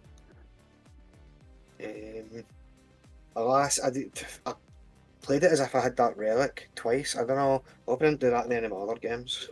It's it's the list that you're playing elsewhere, I'm guessing. Yeah. Well, if you would have rolled the higher charge, then I would, instead of AOCing, then I would have heroicked in here and tried to prevent more fighting on this side, Mhm. and then fought you back there. But Sure. yeah, No, I do think it's definitely hard to fight against a good Grey Knight player. They always get the drop on you, like literally. well, you got the drop on me. You forced it on turn 1. Well, this is what I was thinking was if I go first, he's going second. He loves going second. If I Mhm. don't just like attack now, I'm just going to get shenanigans the whole game and like shit to death. You know what I mean? Like, That My is, brooms are well sharpened. that is so- the classic Grey Knights, just shenaniganing people, for sure. I was saying to my mate last night, I don't know how these Grey Knight men sleep at night. Incredibly well. I mean, it's you that has to think about Miss Demos. Yeah, that's true. Yeah, and Joke. it's really easy to get a good night's sleep when you're in Deep Strike. Oh, absolutely. You just go back into reserves every night, you know. So Come back down wherever you want. Were you laughing at all of our mistakes all game? Like, it was pretty hilarious, right? Yeah, for sure. Sorry about that. I mean, I understand it. I think the crashes and were throwing people off for sure. Meow. Definitely tough to remember where people are. Yeah, Inky she's got a lot of things to say about the result of this game. She's sad that the Black Legion went down. She's not a Grey Knights fan, I don't think. No, not gray. For sure. Not great. Well, thank you too for the game, Rancor. Congratulations on taking it down. I have your scores in the pod, so you should be good to go. All right. Yeah, thanks very much. Thanks, Longship, and we're in pod 11 together. So rematch. Ooh. Oh yeah, surely. Right. Do you have Dread Reaver in that one? Nope. He's I've playing got- Eldar. That would be weird if you had Dread Reaver, but I mean, it is Eldar. It could I've got could be. dreadful MSU move shoot move units. I have a Dread Jester. I don't even think he's in it. I can't remember. It's the one with the avatar. Do you have Dread Reaver jet bikes? I do. Yeah, there you go. So the answer is yes. Guys.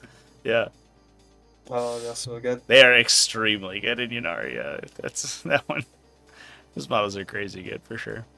It's like, why is this guy only 20 points? Yeah, He's got a strength 14, AP 4, 18-inch range, Melta 3 gun.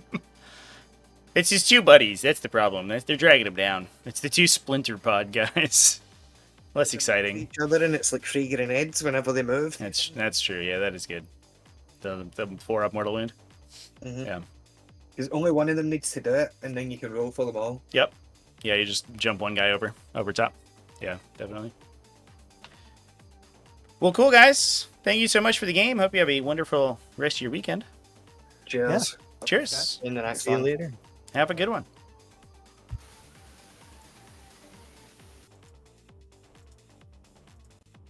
All right, folks. I am off to raid. I don't have anything scheduled tomorrow. I kind of want a game, but I honestly I should probably just work, so I don't know. So I will likely be offline tomorrow. But I think I do have a game scheduled on Monday, so I will be back on Monday with some more 40k. I'll see you there. We're going to raid Zircon Gaming, I think. No games live right now, but it looks like Zircon Gaming is building some Battle Sisters. Don't know if I love that for him, but we can forgive him just this once. Thanks everyone for hanging out with me. I will see you in the next one. Have a wonderful weekend, everyone, and enjoy the WTC coverage. So, cheers.